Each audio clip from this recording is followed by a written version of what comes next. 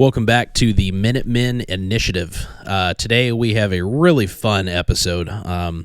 We are bringing on a good buddy and a gentleman who has slight Instagram fame, Mr. Brown Rocket Actual, formerly known as Red Rocket Actual. He's the man, the myth, the legend of spray painting firearm fame, and he's also quite the knowledge base when it comes to Mark 12s and special purpose rifle builds. He has built several, and he has just dove into the deep well of history and knowledge when it comes to this kind of stuff. So the SPR is a really important platform, and it lends itself nicely to the modern Minuteman mission and perspective. So it's something we've been wanting to talk about for a while, and we invited him on to help us with that conversation. So without further ado, we'll get right into it, and we appreciate you being here.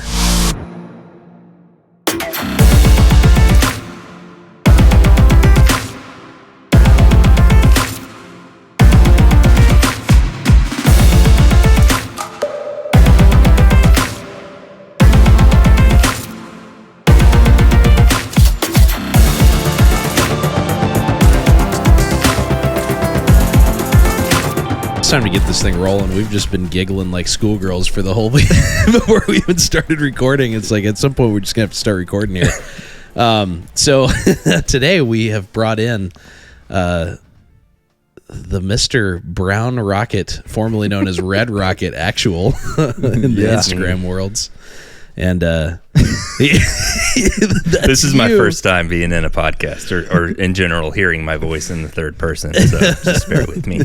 Dude, no worries at all, man. It sounds just as bad as you think it does. Yeah, thank you. So we've been talking about doing a podcast with you for a while, and I'm glad we finally get to sit down and do it. We're gonna today be getting into special purpose rifles and kind of the history of that, and why it's an important weapon platform to understand, and why we all think that it's very applicable to the modern Minuteman. But before we do that, let's talk a little bit about the Red Rocket.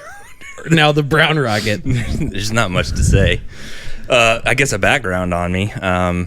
I am probably not qualified at all to talk about SPRs. I'm just kind of a nerd that I like to build guns, and I happen to be in love with the Mark 12, and that kind of got me into it.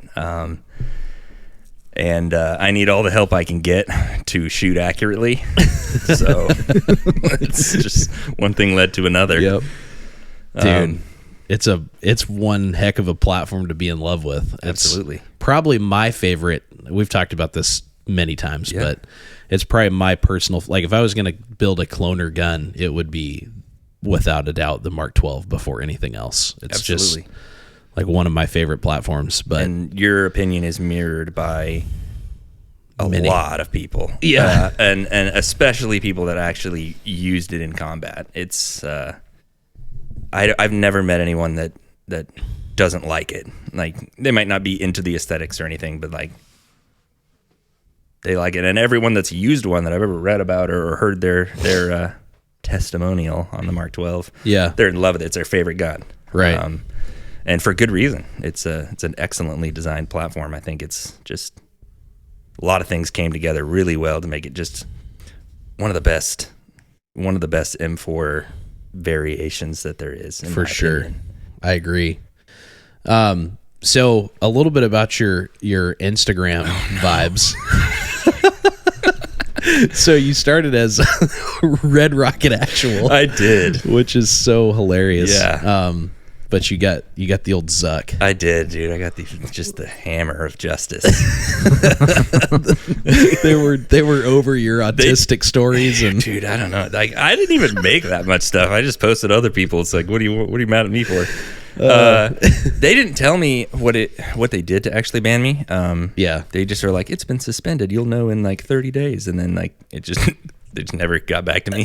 Nice. They're just kind of like slowly different parts of it just started to disappear. So like that account never came back then? No. So it was like inaccessible for a little while. And like it would pop up and then be like, user not found. No. Yeah. But, it would still show up on my little like Instagram, and you select which profile you want to be on. Yeah. I have 20 profiles. But yeah, it would still show up there, and then every time I would like try to click on it, it would just like crash the app, and then yeah, it was weird. And then all of a sudden, like my little profile picture went away, and it was just like user, and then it's the same thing. And then all of a sudden, it was just gone, and it's now non-existent. So are you able to change your name to that? Like, would it allow you to change it back to that now? Probably. Okay. It might. I don't even know if you want to. I've become fond of brown. Yeah, dude. I kind of have too. So, yeah. So basically, well, I think you quoted on your page after 20 minutes of being banned. Yeah. So I was at work when it happened. Yeah. I do have a job. And I don't do anything at that job, so I could obviously tell right away that I got banned because I was already on my phone. But it instantly just was gone. It just logged me out, and I was like, oh, well, there goes just like 3 angry followers. 3. Well, you got pretty big pretty fast. Yeah, I had a few. But then I just immediately made a new one. Yeah. Because I was like, dude, this is my life now. Yeah. I remember when you were talking about getting into Instagram, and we were just like, dude, you totally should. And you're just like, man, I just don't even know what direction to go. And you had that picture that I think kind of has notoriety now of you bending over, showing them cheeks. Yeah. Unedited. That's real. Yeah. My bed frame curves like that. Yeah. And I think I said something along the lines of, dude, you just need to become the Joshua Weissman of the gun community. Oh, we're making burritos? Zoom in on the cheeks. Yeah. Yeah, dude. Oh, man. But in this case, you're making Mark 12s. So yes, we actually have your Mark 12 sitting on the table right now. And it is a beautiful, it is brown. Thick boy. It is brown rocket actual, dude. Yeah. What's this color again? So it's made by Airvo. They don't make this spray paint anymore. Dude, I need that spray paint though somehow. I know. I've got 1 can, dude. So even your spray paint is a flex in this situation because you just can't. I bought it before it got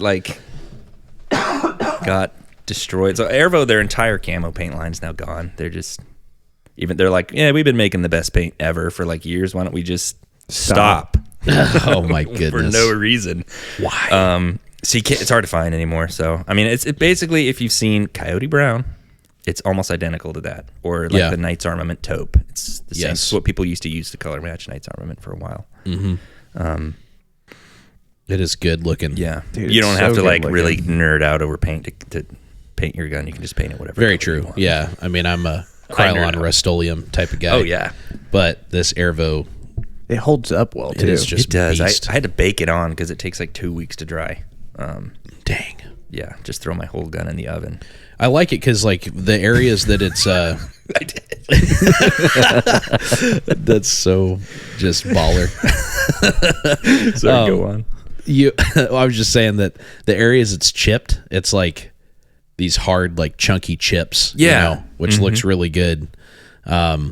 Yeah, like some paints I've noticed just kind of smear. They just like rub that's off. True. It's like adhesion versus cohesion on the paint structure. This one, Airvo bonds to itself tightly and then happens to just sit on whatever you paint it, and then it flakes off.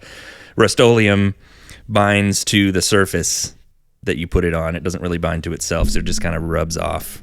Right. But yeah. And then Krylon's more Krylon's kind of in between. Yeah, Krylon's kind of a chipper. But that's something else that you kind of got notoriety for was you're kind of a Picasso of the gun, the spray paint gun world, dude. Yeah, dude, I get way too into it. Dude, you can already tell. You're already like, dude, why are we talking about spray paint right now? I think it's an important thing to know how to do. And you got to have style, So you do gotta. Yep. It kind of makes it your own rifle. It does. We always talk about that. Like, don't if you're gonna paint your rifle, do it yourself because it's like it's like a bonding with your platform. And for one, it's just it removes the mental block in your mind of like, I should take care of this rifle's finish, dude. It totally and like does. the people that are I'm not saying there's anything wrong with this. A lot of guys will build these like elaborate guns and they want to keep them really nice, and that's admirable.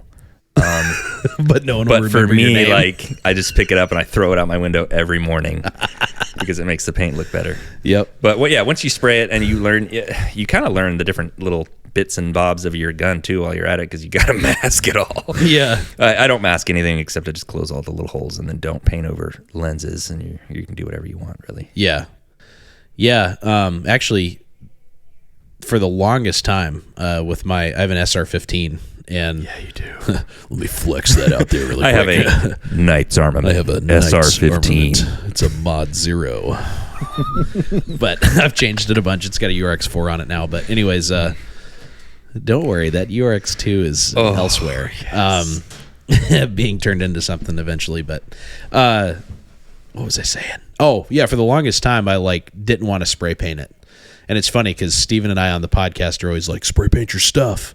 But I have to give credit where credit is due. You were the guy that won us over to the dark side. Stop it, you. You were just like, you guys need to paint your rifles. And Steven and I were like, I don't know. And then Steven was like, I think you were always down. I've always been down. But you just hadn't done it. Just hadn't done it. You know? Redacted. It's kind of the one that, I started seeing all the paint shops. Cut! Okay. Anyways, Continue, sorry. we'll edit it out. Anyways, Yeah. the paint jobs, yeah. So, Yeah, man. Anyways. It's great to do. It's just a endearing act you can do between you and your firearm. No one else has to be there. It can be a little romantic. Yeah. Light a candle. Yep. No, it's good. And I remember we just one day Steven was like, all right, let's do this. And so we laid out some cardboard here in the shop, and Yes. he just started getting after it. Steven was just like, yeah, pss, pss, pss, pss, pss. And I was still having this moment of like the resale value, just Yeah. being a little bee. And then I was like, screw it. And once you do that first pss, you're just in, dude. And Yep. and it did. It freed me. It released me. It freed me. Oh, yeah, And- dude. And like halfway through, you're like, Yeah. I should probably close my lens caps. Yeah. Oh man, I went all in, dude. I just left all my stuff on it and just spray painted. That's actually the best way to do it. I've done it a million so, different too. ways, and it's always a pain unless your gun is all the way put together. Just put it together and then do it. Yeah. What is that? If you're having to bake on paint, though, how does that change the game? That's where it gets a little nuanced. You don't. So even Airvo, you don't have to bake it on, but you're not gonna be able to touch that thing for like 2 weeks because it's just gonna be a sticky little mess.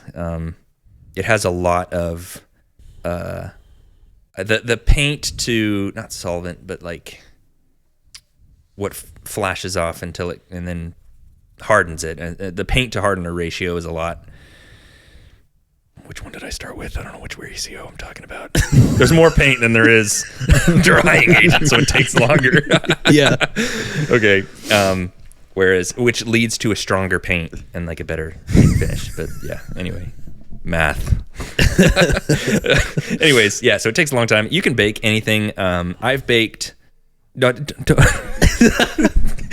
bake your optics. Yeah. Okay. But outside of that, you can paint like I've painted a lot of like polymers, Magpul, 3D printed stuff. Don't bake it at like 400, obviously, but I bake it.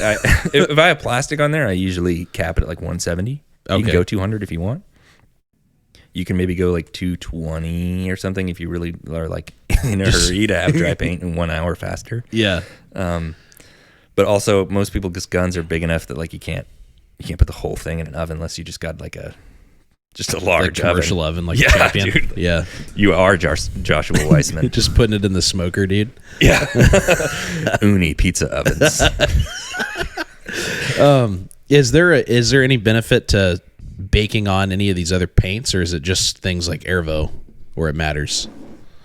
For it to be more like durable and I cure don't think better. it really matters. Like by the time you put Rust-Oleum into the oven, it's going to be dry. Yeah. So it doesn't matter. Yeah. I mean, durability is doesn't matter that much because you just spray it again. I guess you're just starting to get into the realm of like Cerakote pretty fast. Yeah, exactly. It's like, why would you not just Cerakote it if you're that worried about it?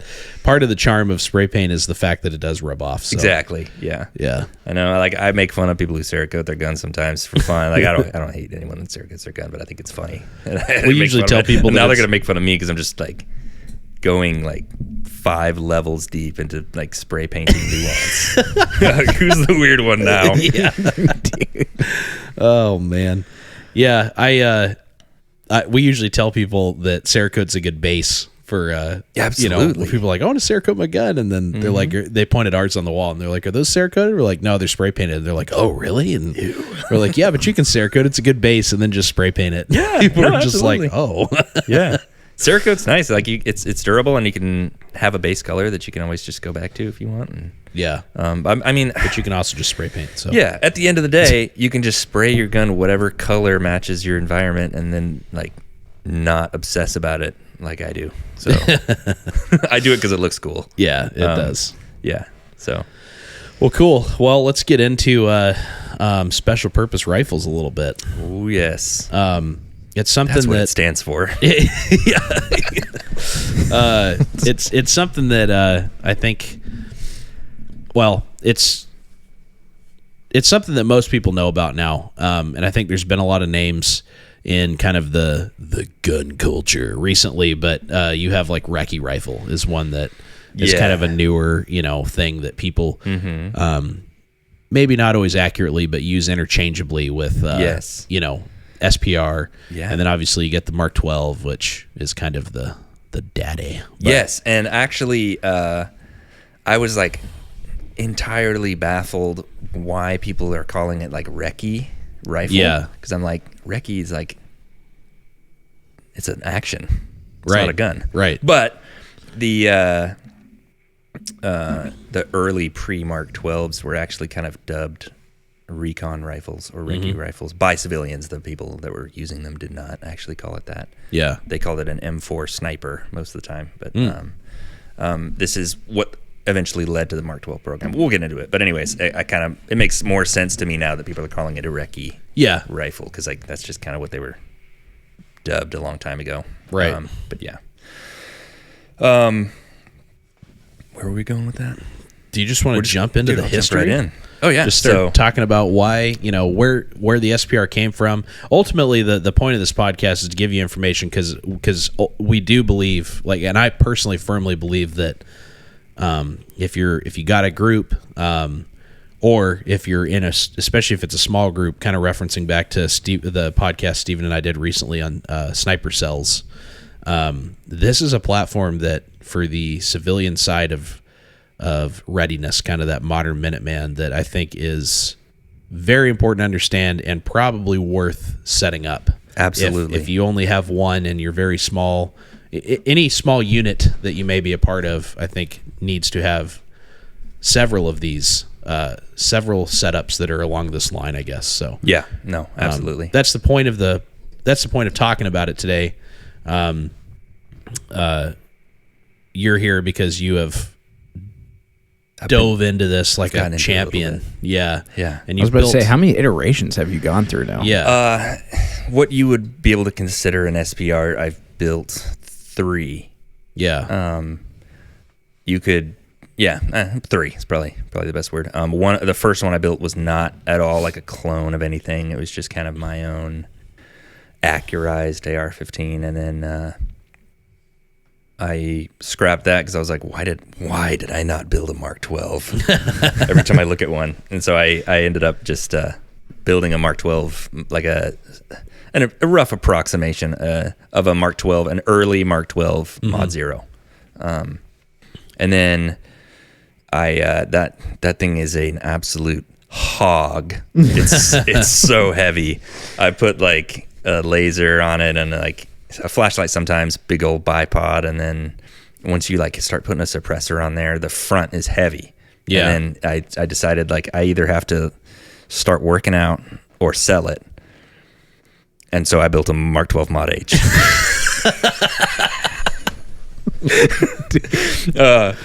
Well, it's sort of a Mark 12 Mod H. But anyways, so essentially the SPR program originated as an attempt to accurize the AR-15 starting in the 90s. Yep. And then a lot of the influence from the Mark 12 led to where we are today with free float rails, well-machined rifling, like precise tolerances. That wasn't necessarily a thing. No. In fact, it wasn't at all a thing. And so the Mark 12 was sort of the grandfather of the accurized M4 platform. It's sort of the original iteration. I mean, people were making them before, but it was never a widely adopted or officially sanctioned thing until the Mark 12. Yeah. There's probably some guy out there that knows like an official sanction that happened earlier, and yeah. But that's my understanding. It's not very well known if there is. Yeah, and there's always weird, like, you know, this unit's armor was like, check it out, guys, I put this together and this works good, you know, and there's that kind of stuff going on. And that's how the Mark 12 got started. Yes. Actually. So the Mark 12 got started as all things in life get started with the Navy SEALs. As all New York Times bestsellers get started. I was about to say, did you read this out of one of their books? Yes. So there were groups of Navy SEALs that they found themselves with their M4 carbines needing something more accurate, but they could use with a much higher firing schedule than like an M24 bolt action sniper rifle. So you get it's a bolt action. So it's slow. It's accurate, but it's slow, and it's heavy. And it doesn't take the same ammo as everyone else's M4, and it's like kind of a pain. So they're like, why don't we just make an M4 fancy? And so they would throw on, I believe they'd used Knight's Armament, their free float match barrel, and now it's called like a free float RAS long. So it's basically they would just throw free floater rails on there. They used LaRue's sometimes as well. And they would order like Lilja barrels, like match grade stainless steel barrels, and just swap them in. And they just called them M4 snipers, and it allowed them to use 5.56 cartridges, the same M4 lower that they have, and then their armor would just set them up with like a more accurate platform, and they would throw scopes on it and stuff, and then it was actually really effective. They came on to be known as NSW, like RECCE rifles or SEAL recon rifles. That's what civilians now call them.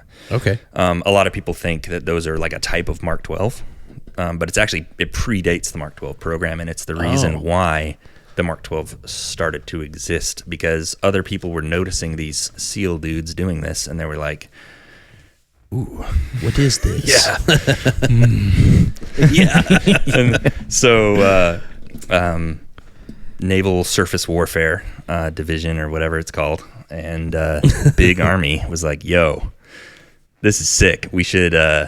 So they started to study these, and then they actually had already had programs that never really went anywhere trying to accurize the M4, but they never really got around to it. And then they saw how good it was working for these special forces groups that were kind of making their own, and they were like, this is a great idea. We should actually give this thing some traction. And so that's where the Mark 12 program started, an attempt to accurize the AR-15 and just make an upper receiver that they could swap onto any M4 lower that was like right in between a M24 bolt action and like they did have the M110 SAS at that point, right? Which is a semi-automatic 308. Yeah. But it was still big and heavy and did not use the same ammo. And they're like, we want an M4 that's really accurate. Yeah.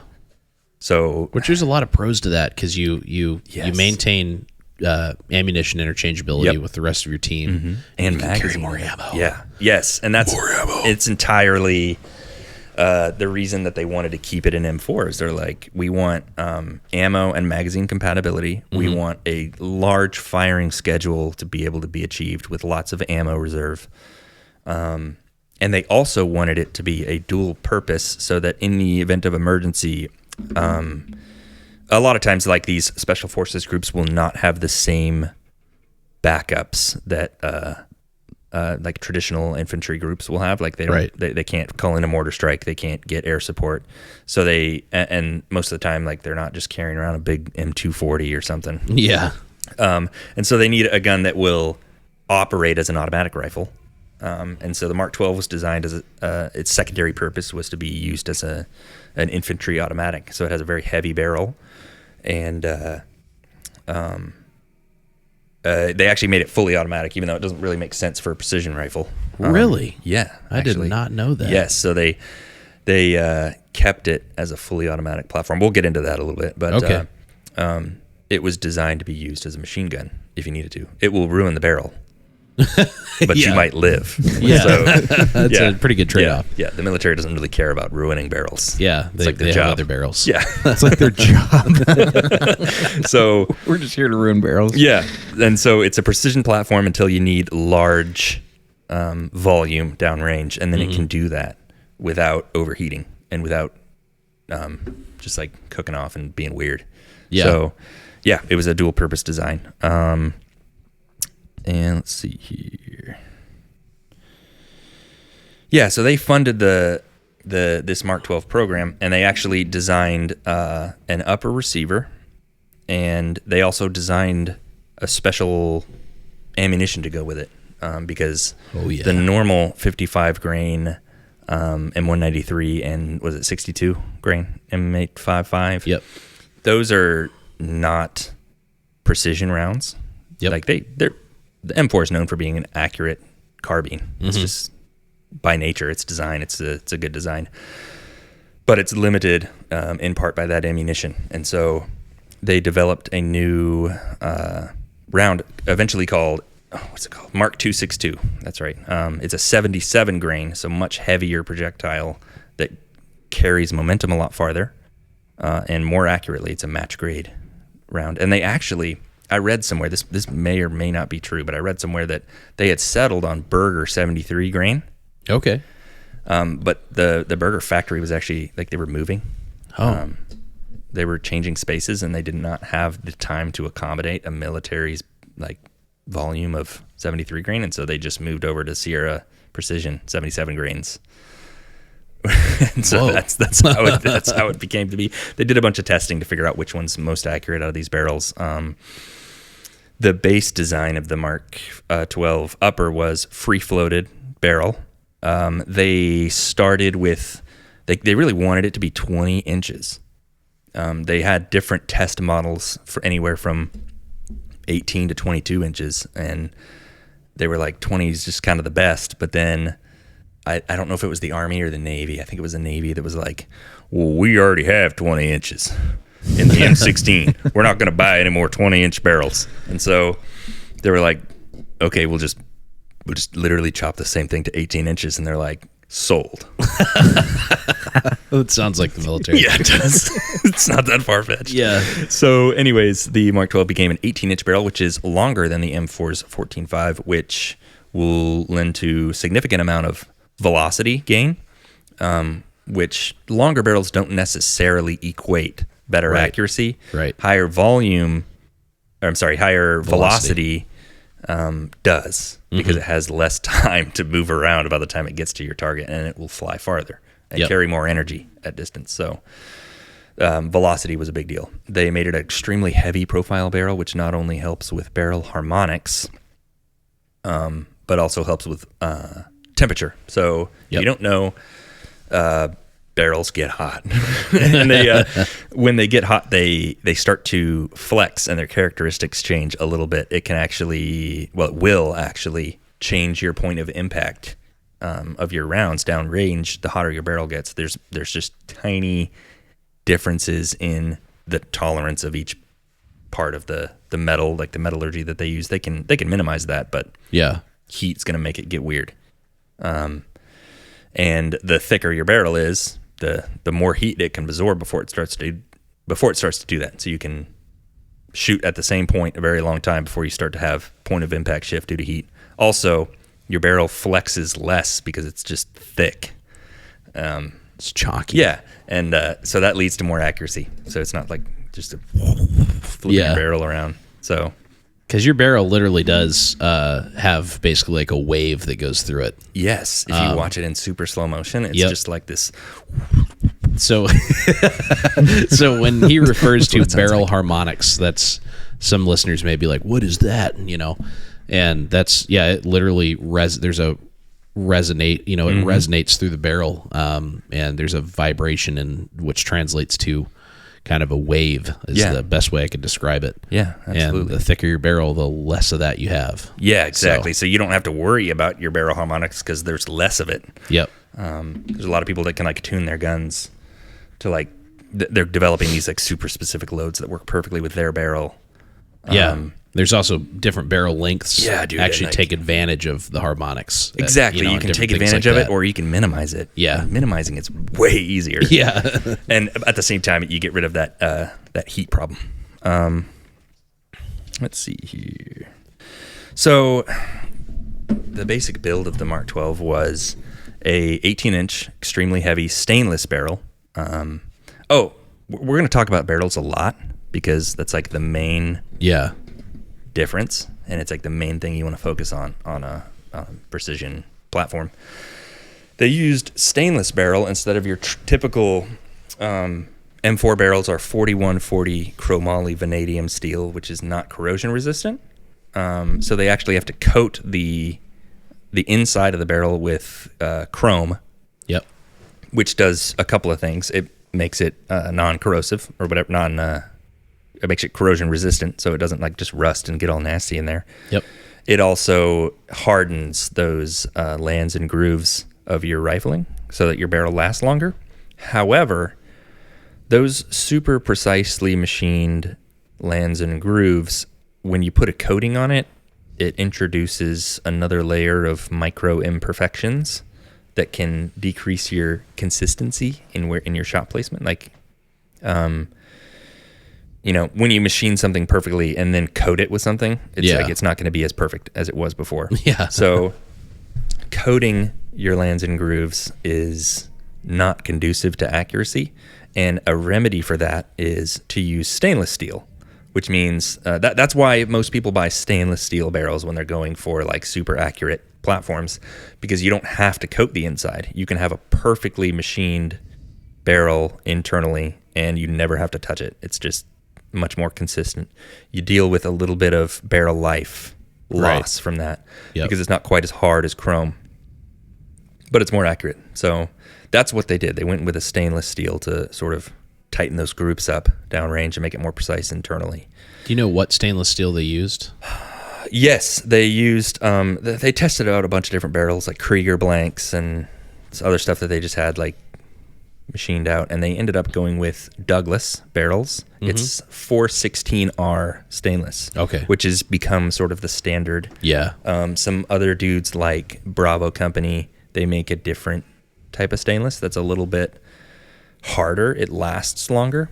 It's going to act more like a chrome line barrel, but it's also much more difficult to machine perfectly. And so, you can mess around with different steels, but generally 416R, I believe, is the gold standard for stainless in barrels, and that's in part, I guess, because the Mark 12 picked it. I'm not sure. Yeah. It seems to work well. Yeah. And then they actually had a different chamber in the barrel as well.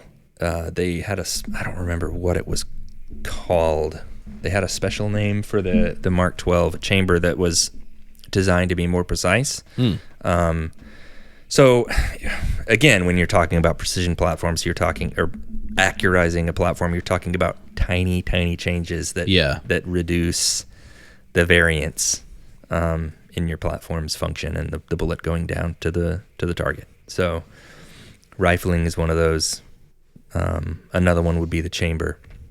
So it's not, I believe they changed. They might have made them in 5.56 NATO chambers. I believe that they used a special chamber that actually, the chamber is where the round sits prior to being fired, and that essentially putting that bullet in the chamber decides how exactly that round is going to start hitting those rifling marks. Yeah, and so The 5.56 NATO chamber was designed to be forgiving so that you can get a lot of dirt and grime inside of there and still have a functioning firearm. However, that extra space lends itself to variances in the settling of that bullet once it gets in there. And so you have a slight imperfections and slight non-concentricities in the round. I can't believe I pronounced that correctly, I think. Concentricity.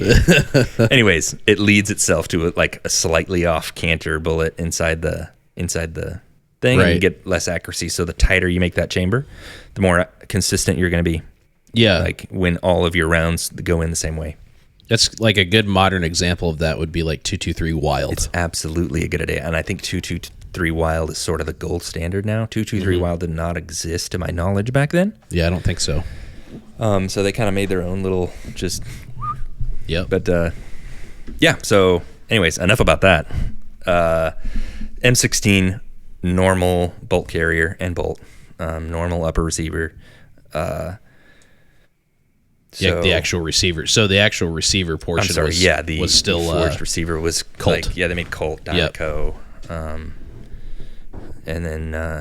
then they actually, it was originally designed to be an upper receiver, right? That they could just slap on an EM4. They quickly learned what most of us know now, that the trigger matters. Yes. So they're like, man, this M4 trigger just ain't happening. Yeah. they finally convinced some weird old colonel somewhere that was like, what do you mean? My M14 trigger is just fine. Every time I pull it, the bullet comes out. What you talking about? So anyways, they actually had a bunch of these Crane, which is naval surface warfare, blah, blah, blah, blah, blah, in Crane, Indiana, that make a lot of fancy boy guns. What else are you going to do in Indiana? I'm just kidding. Grow crops. Yeah. Grow crops or build just excellent weapon platforms. Smoke coyotes in the crops. Oh. Ooh. Yes.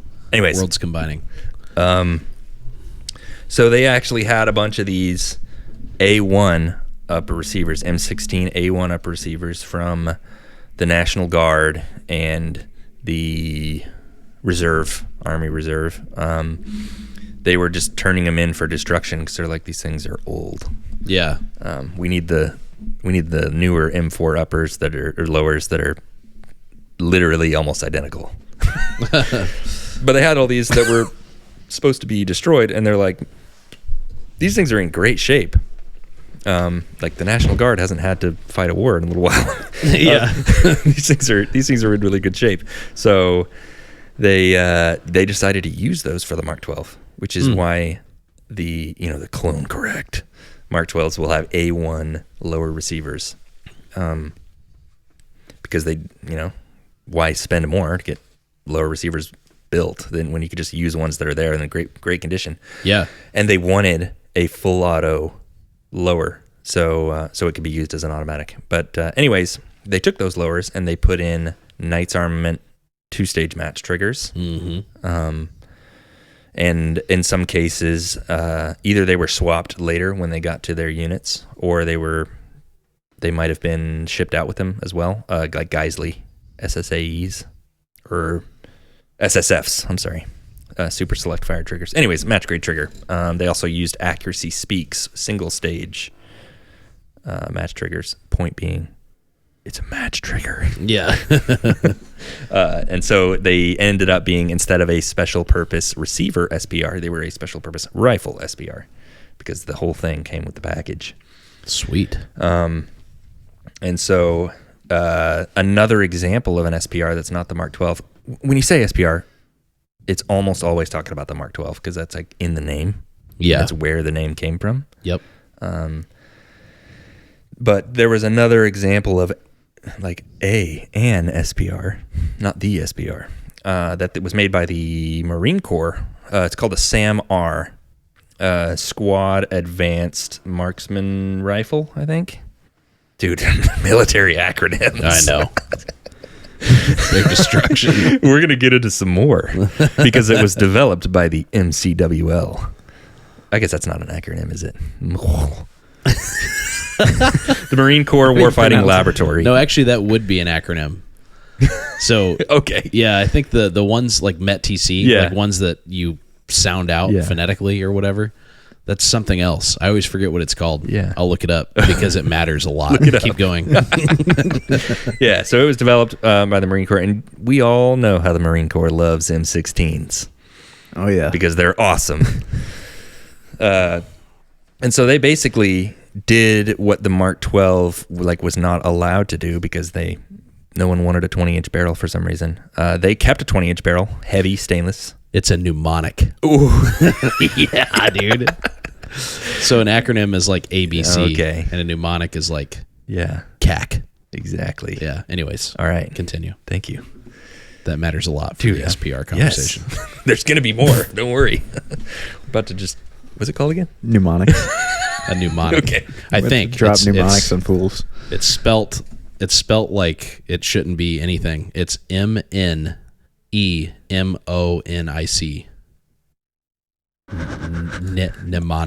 Mnemonic.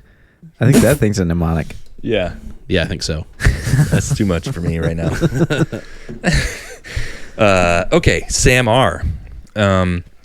It's stuck very close to the design of the M16. They changed it from like a thinner barrel profile to a very heavy stainless 20-inch barrel.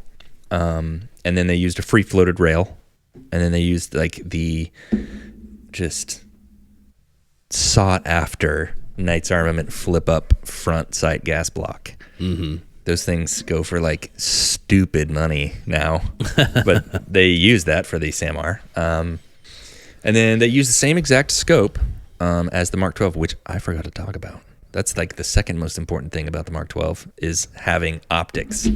Yes. That go farther. So you don't want to just start shooting what you can't see. Exactly. And being able to see things at farther distances clearly and closely lends itself well to accuracy just as much as the platform does. Just as a human element, you can see better. So they used, actually Leupold developed, I believe, this scope specifically for the Mark 12. They used the TS30A1 and the TS30A2. And then I guess the very early versions used a RECCE, or what is it? Very,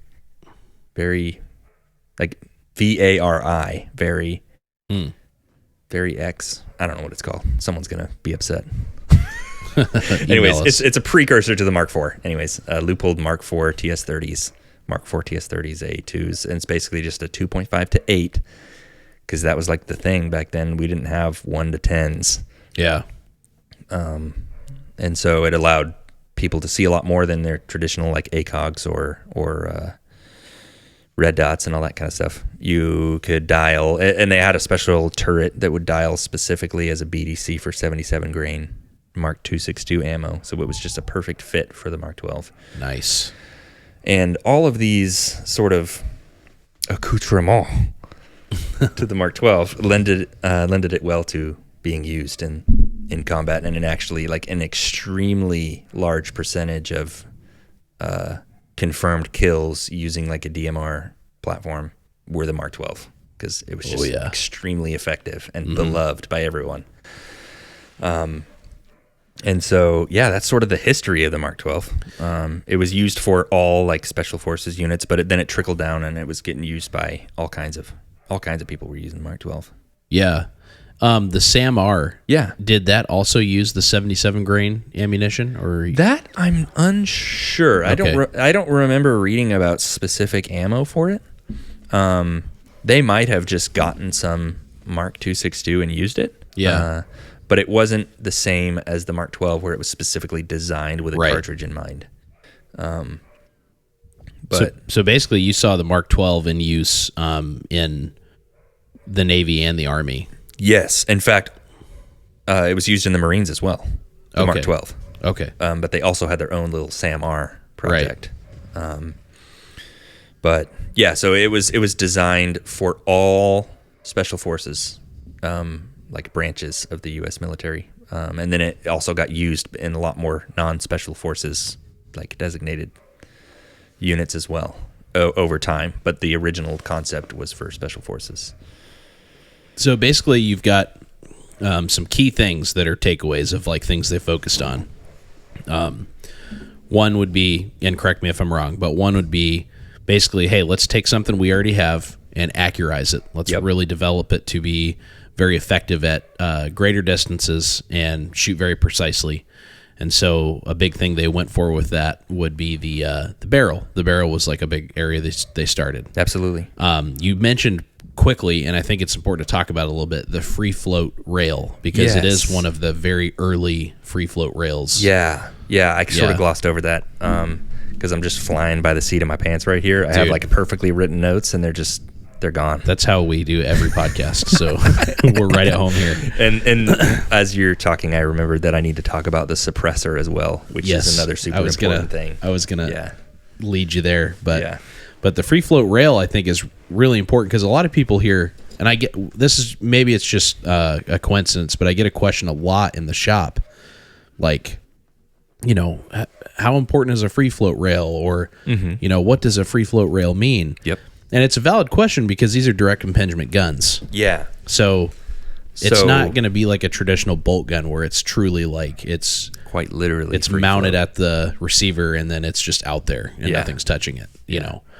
But up until, you know, I guess really the history of this thing, and then some of the other, you know, that you mentioned some other rails that are in there, almost all the rails were connected at the gas block. Yes. So up until the Mark 12 project, almost all, in fact, everyone that I know of, M4 variant uses the barrel as a structural component of the gun, rather than something separate, right? So all of these grips, your rails, your bipods, your everything you've got on the gun is mounted directly to the barrel. And what that does is, one, it changes the barrel harmonics because now it has to vibrate everything that's on the barrel as well.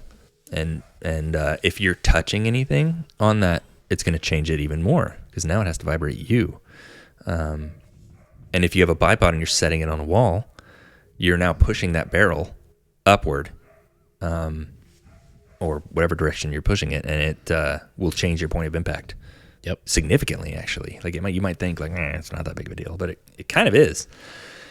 It's a huge deal. I mean, even just for when I was in the military running M4s, the M4 obviously the rail interfaces on the front sight post gas block. Yep, and they were very strict, especially when you were teaching precision shooting, just for basic riflemen, to monopod off your magazine instead, and try to avoid pushing your rail into like a barricade or into a sandbag or something. I mean, obviously we did it all the time, but just a little teacup. Yeah, but it was because you're exactly right. It would change your POI, your point of impact. Yeah. So, yep. Exactly. So,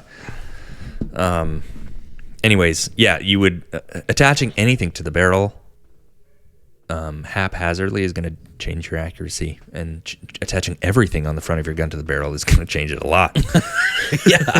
So the point of a free float barrel, the point of a free float barrel is, and a free floated rail, which are kind of the same thing. If you have a free floated rail, that means your barrel is free floated. It's the same thing. They're both free floated. What that means is your barrel is only touching your upper receiver where it attaches on the barrel extension, and the which means, well, and then also the gas tube, and all that stuff, you know, to make the gun work. But that is also free floated. And, yes, and what's important to understand is that the gas does not enter that gas block until the bullet has passed that area. Exactly. So you have all the gas built up behind the bullet, and then it's trying to take the path of least resistance. Yep. And most of the time, depending on length, and I know this is true for the Mark 12, by the time the bullet has, your system hasn't begun its cycling until the bullet's already left the barrel. Exactly. So it is basically a true free float barrel, even though it's got stuff attached to it. Yeah, exactly. That's true. So the bullet has already been decided. Like its trajectory has been decided by the time any gas port, gas tube action has gone on to change. So it's actually, you can kind of factor it out to an extent. So anyways, barrel's not touching anything but the receiver, which is great. It can do its own little and be good to go. The rail now is free for you to just attach whatever you want and grab it, slap it, just caress it. You can do whatever, and it's not going to change what your barrel's doing. Yep. And so as a result, the rail only touches the receiver in the same area where you would have your like barrel nut. So then it doesn't touch anything else, which was revolutionary to some extent at the time. Yeah. Now it's like almost everybody's gun is free floated. Yep. If you have a low profile gas block, then your gun's free floated. Exactly. Yeah. So pretty common now, but at the time it was a big deal. Another thing that's more common now than it was back then was suppressors. And they had a suppressor. They did a bunch of testing on suppressors for the Mark 12. Suppressors do a lot. They decrease felt recoil, decrease your signature, which is their main design, and signature being both sound and visual.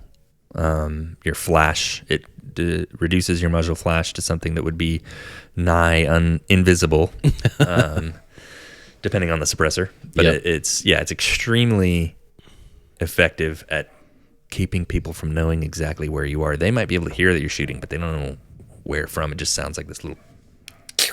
Yeah, you're not sure. It's pretty good. Dude, I've been working so hard on just sound effects. Really? Waiting for this. I'm like, I just hear. I've been listening to your podcast, and you're always just going like. And just do all this crazy stuff. I'm like, dude, I have to do one. If I don't do one, my wife just walks in on me like, what are you doing? What are these sounds you're just making? Doing push-ups and weird sound effects. Yeah. Dude, it's 90% of the time I don't even realize I've made a sound effect, dude. I do sound effects like crazy. It's just part of my vocabulary. It's just how it works. Yeah. I talk with my hands a lot, so now I have to talk with my hands with my mouth. Yeah. So I gotta make weird sounds. What were we talking about? Suppressor. Yeah.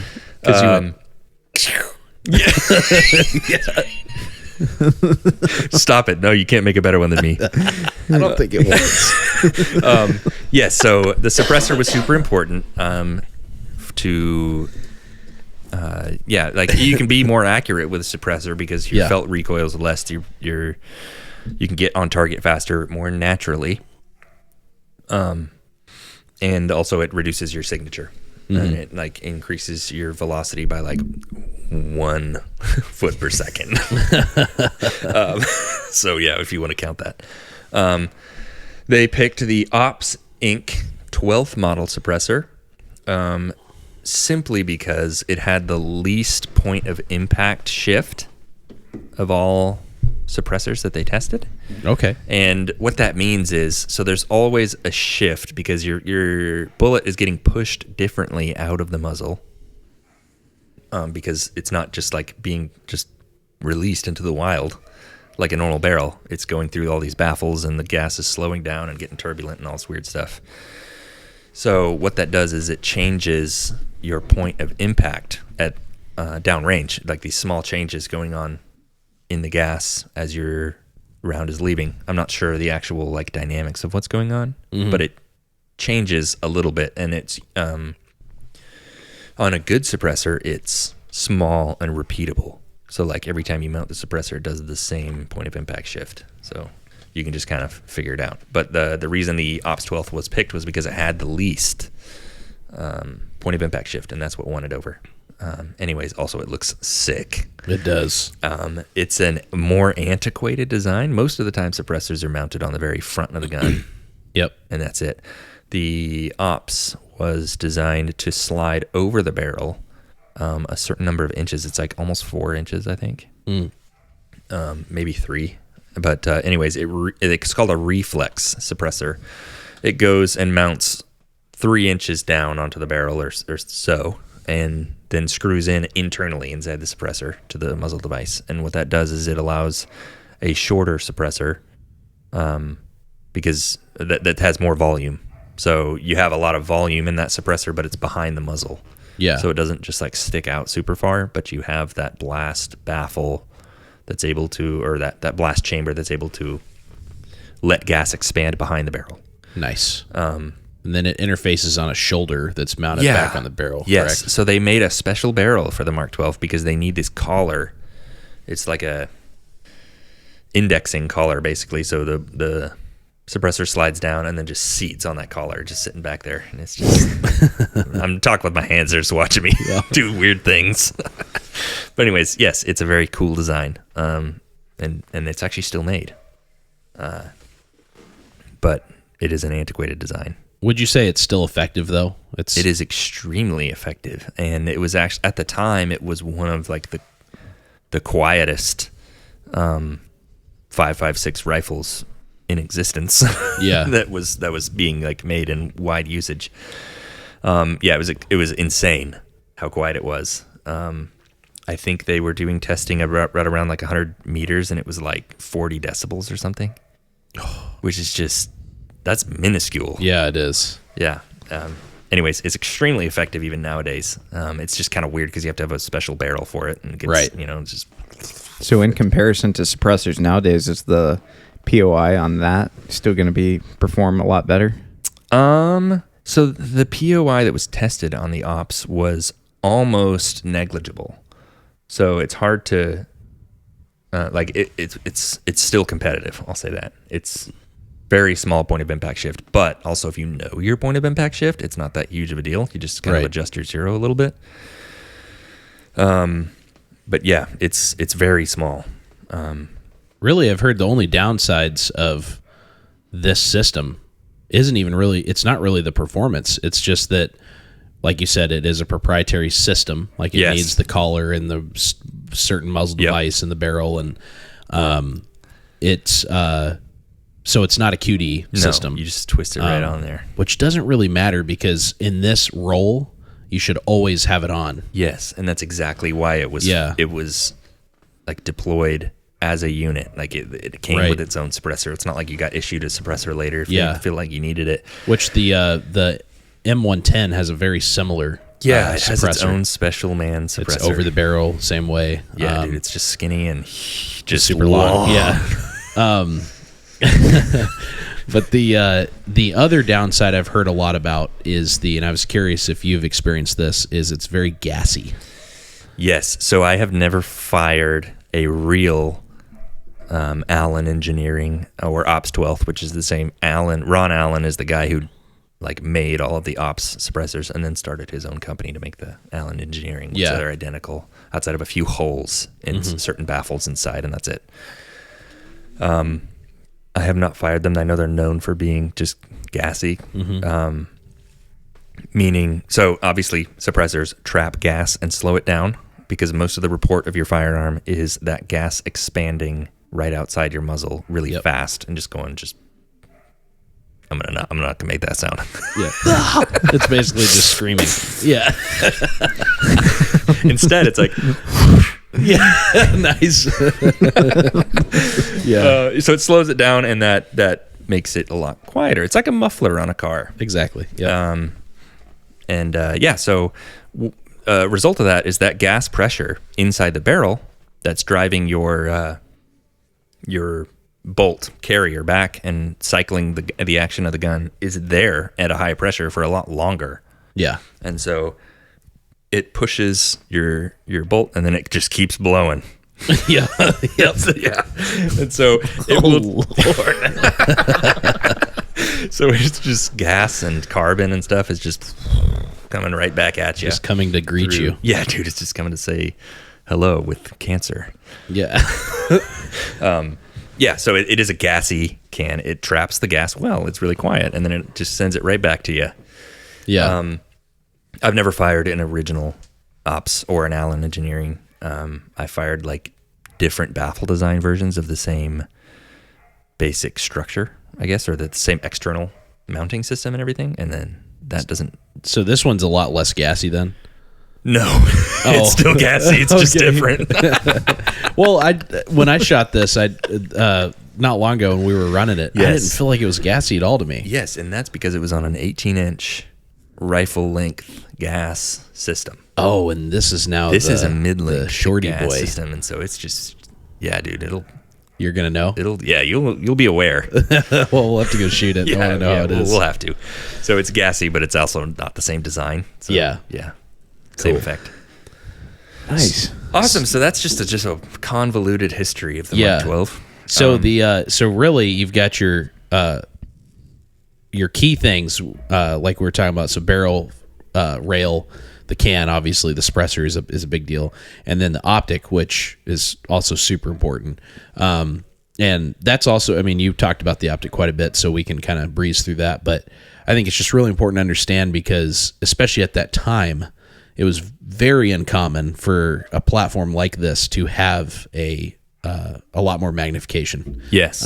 Regular riflemen, for example, were not running anything like that. Yeah. Really, you had your counter sniper guys, or like your, if they're running the M110 or whatever, they obviously had, optics, or magnified optics. But yeah, so that was another big key part to this. Yep. Yeah, absolutely. So, it was very unheard of at the time to like have these what were considered high magnification scopes. Yeah. Now it's like everybody's LPVO is that.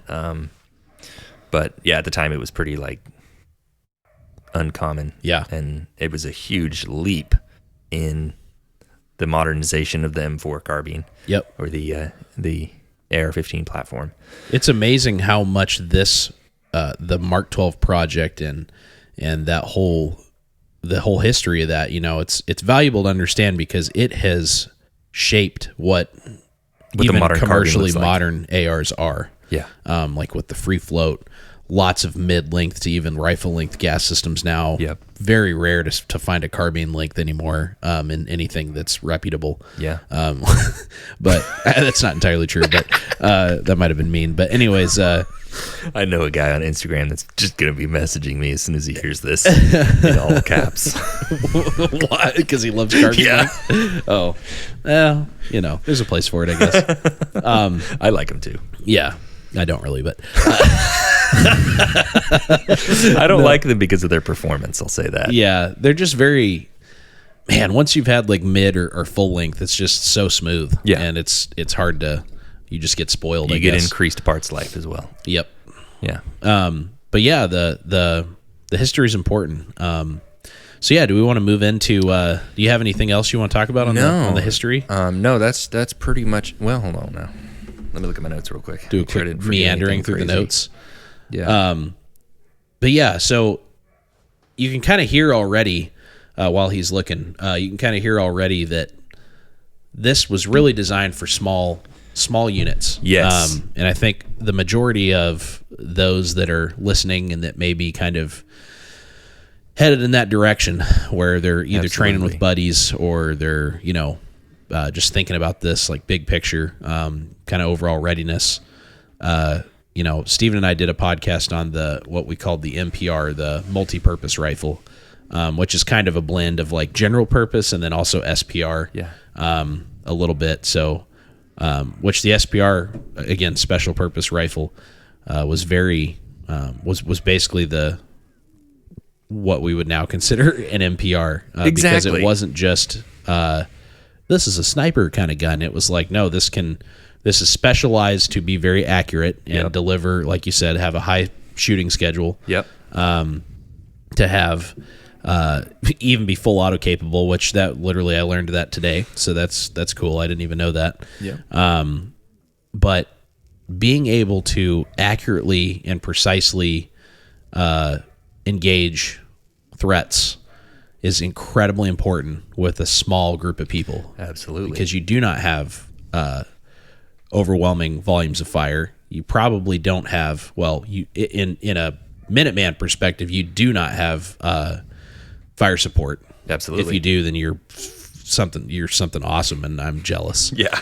But you probably don't have these things, so it's very important to be light and accurate. And this platform, I think, is really the precursor to that whole idea, and it carries over so well to I think most of what people need to kind of be heading towards from that kind of modern Minuteman perspective. Absolutely. Yeah, the Mark 12 was designed from the ground up to support small units that did not have backup systems like large supply chain.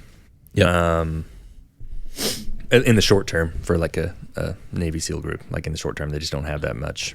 They don't have any resupply. They don't have air support. They don't have like indirect. Is that what indirect fire? Like mortars and stuff. Yep. Yeah. Nice. Fire support. Yeah, they don't have fire support. They don't have this other stuff, and it was designed to fit into that role. And it did an amazing job, which is why we're talking about it right now. And it also influenced the modern AR-15 characteristics that we see. So it's, heavily. Because I mean, like you said, just the rail alone. Yeah, it's like all you ever see anymore with the modern AR platforms. Yep, absolutely. I think your biggest difference, you brought up NPRs. The biggest difference for me that I would still kind of keep them separated between NPR and SPR is just your priorities of work, I guess. Yep. Yes. I feel like your NPR is a little bit less. Like your main goal with this is accuracy, but it can still do the other stuff. For it. Yeah. Yeah. The NPR is like, it can kind of just do everything. It's not great at anything, but it's kind of good at everything. You might opt for a thinner barrel profile that's lighter. Yep. You might opt for a little bit shorter. Yeah. You might opt for a chrome-lined steel barrel that will longer last service you a bit life. longer. Yep. Whereas we make some sacrifices on the Mark 12 to be more accurate. Yep. And you could also make a Mark 12 now that's super light. Yeah. And does most of the same things. Yep. Like way better. Like, surprise, it's not 2001. Yeah. Yeah. So we'll talk a little bit about that. That's kind of what we'll get into in the last section, is like how you might want to consider building a special purpose rifle or receiver for yourself, for either use, or if you want to like get all cloney with it, you can just DM me. Yeah. Dude, he is a wealth of knowledge. So, yeah. I know it. I know a little bit. If you're not following the Brown Rocket, I want to throw that out there. Definitely go follow Brown Rocket Actual. But, and I was just always, listening to your like morality podcast, and I was like, I have some memes to delete. Don't follow me for a couple days. Hold on. Oh no, dude! Just feeling called out. Yeah. No, I'm just kidding. Dude, the memes are there for the humes, dude. Yeah, the they humor. The hemes, dude. What in the world? Sounds like a pronoun. Anyways. Oh no. Oh man. So yes, the second part that we're going to talk about, now that we've just kind of like stumbled through the history of the Mark 12, we're going to stumble through the use case. We know how it was used in the military and why it was designed. We can talk a little bit about what its use case might be in like a civilian scenario or a non-conventional force scenario. Because a lot of the times that these special forces groups, for a short time, they were acting as unconventional forces because they just don't have the backup. Yep. They do most of the same things. Yep. So conventional fighting forces, they use like huge logistical networks and huge manpower to overpower an enemy overtly, like mortar strikes, airstrikes, belt feds. They're not worried about you knowing where exactly they are because they're just gonna take you out. Yeah. And actually, really quick on that, I mean, I want people to understand. I think this is valuable to really dial in on, especially the United States military. The United States military, the reason they're so successful isn't like we have F-22s. That's like a pretty cool thing, That's part of it, but it's because we're a logistical machine. And for example, in Afghanistan, like by the time I got there, which was in 2011, we'd been there for 10 years, and we had a fully built and like very set up airfield, like Bagram Airfield. It was literally like as big as like a stateside military compound, or like base. We literally paved roads. Like, I don't think people realize. I didn't know that. Yeah, like our routes, like a famous route in the Coast Province area where I was at was Route Chainsaw. We literally just said we're tired of IEDs and we want to be able to travel quickly from place to place. We just paved our own roads over there. Like, think about the magnitude of that. You're in a combat zone and you're just like, deal with it. We're paving a road, So we paved roads, FOBs, a whole network of FOBs that were strategically located to move materials around by air, helicopter and fixed wing. We had fully stocked supply chains, basically built an economy over there. Yeah. Radio conversation, stuff like that. No need for a lot of security there because we just took an entire swath of bandwidth and just blocked it out by jamming an entire section over there. So like literally, people ask all the time about like encryption and, radio security. No, the American government just jams everything in there and just uses stuff that can intercommunicate within that.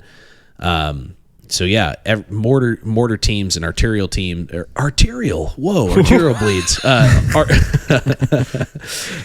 BSI safe. Anyways, artillery. Wow, dude, it made me not be able to remember what that word was.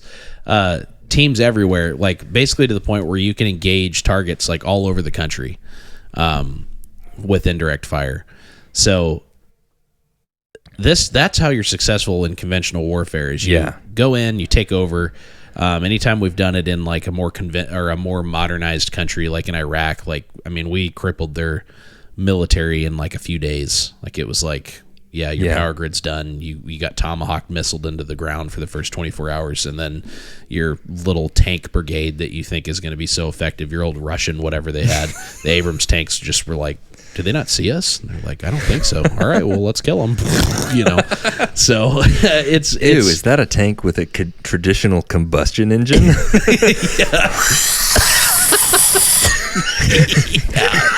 Traveling 70 miles an hour. We weigh 62 tons, but we can go. So it's the reason I say all that is because I don't think I hear a lot, like people are like, all you got to do is, understand maneuvering and be able to shoot on, shoot fast and accurate and you're going to survive. And it's like, there's a lot to understand, and full conventional takeover is really forces you to be a more guerrilla tactics, Absolutely. Very specialized small unit. Yeah. So unless you are part of the U.S. military, you're not going to be beating anyone with conventional warfare techniques. No. Anyone that's using conventional warfare which is like most people that aren't you. Yeah. So, yes, conventional warfighting, they use all these heavy armor, big stuff that we were just talking about. They'll suppress you, find you, and just turn you into just mist. Yeah. Very easily. Yep. If you start using these overt techniques. Going up against these forces with conventional tactics, as an unconventional force, will allow a conventional force to use their abilities to the greatest extent possible to beat you. So you're just letting them use all their fun toys. Yep. So as a non-conventional, non-government force in a developed country, it's a lot different for us. Yeah. Stealth, not being able to be located if you're going to be engaging something, and then not being able to be forensically identified after the fact. Yep. Is a big deal. Like, you could probably go out, assuming, let's just say there's an unnamed conventional force against you, and you're an unnamed non-conventional force. You can probably go fight him once with like a belt fed. And if you happen to survive, they're going to find your bullet casings that you probably didn't load with gloves, and they're going to know who you are. Because that's one thing about large logistical networks. They can use tools to find you, even if you survive. It's called battlefield forensics. Battlefield forensics, absolutely. And we did it to every time in Afghanistan, and this what you're explaining is extremely valuable to understand as well, because this right here is how the Taliban was actually pretty successful against us. Exactly. Because we would use battlefield forensics. We would do battle damage assessments and try to get as much information as we could. Yep. Because the people there would fight you and then disappear into the local populace and be just a regular guy. Yep. And your efficiency and ability to do that can make you very effective. Like if you're good at doing that and you're good at remaining unidentified, which, I mean, the American government had to really invent and redefine how to fight that. Like we came up with the bat and hide systems, which that whole thing was just so funny if you think about it, big picture. They're basically the way the U.S. Army was like, all right, we need to figure out how to deal with this problem, this insurgency problem where it could be anybody. We would literally go into villages and just record people's biometrics. Yeah. Just get in line, and just record. Take a picture of their fingerprints, take a picture of their eye, get a voice, like it would record a little voice sample, and then that gets shot up to a satellite and recorded somewhere. I don't know where. Absolutely. Yeah. But literally, like, we would go on missions where it was like, all right, we're going to do biometrics. And we were like, because it was literally just pulling security as you had a little detail just sit there and scan an entire village of people. Yeah. And if you've ever flown out of the country or anything like that, assuming you're from the U.S., you've already been biometrically scanned. If you've served in the military. If you served in the military, you already have law enforcement. If you've ever bought a suppressor or even a weapon, a 4473 is sent straight to Interpol.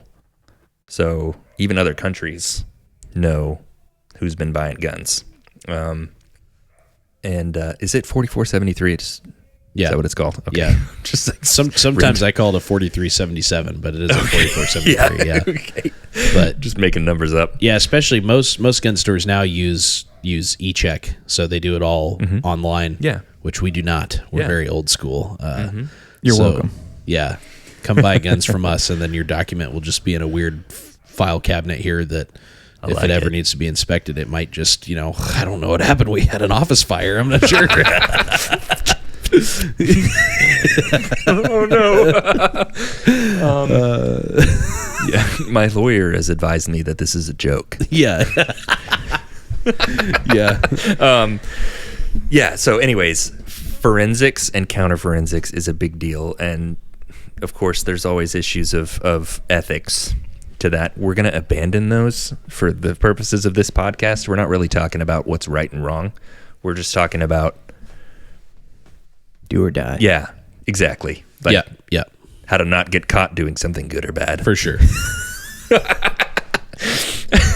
We're actually not going to talk that much about it, but what we are going to talk about is that it's super important. Low signature is important. That means forensic signature. Mm-hmm.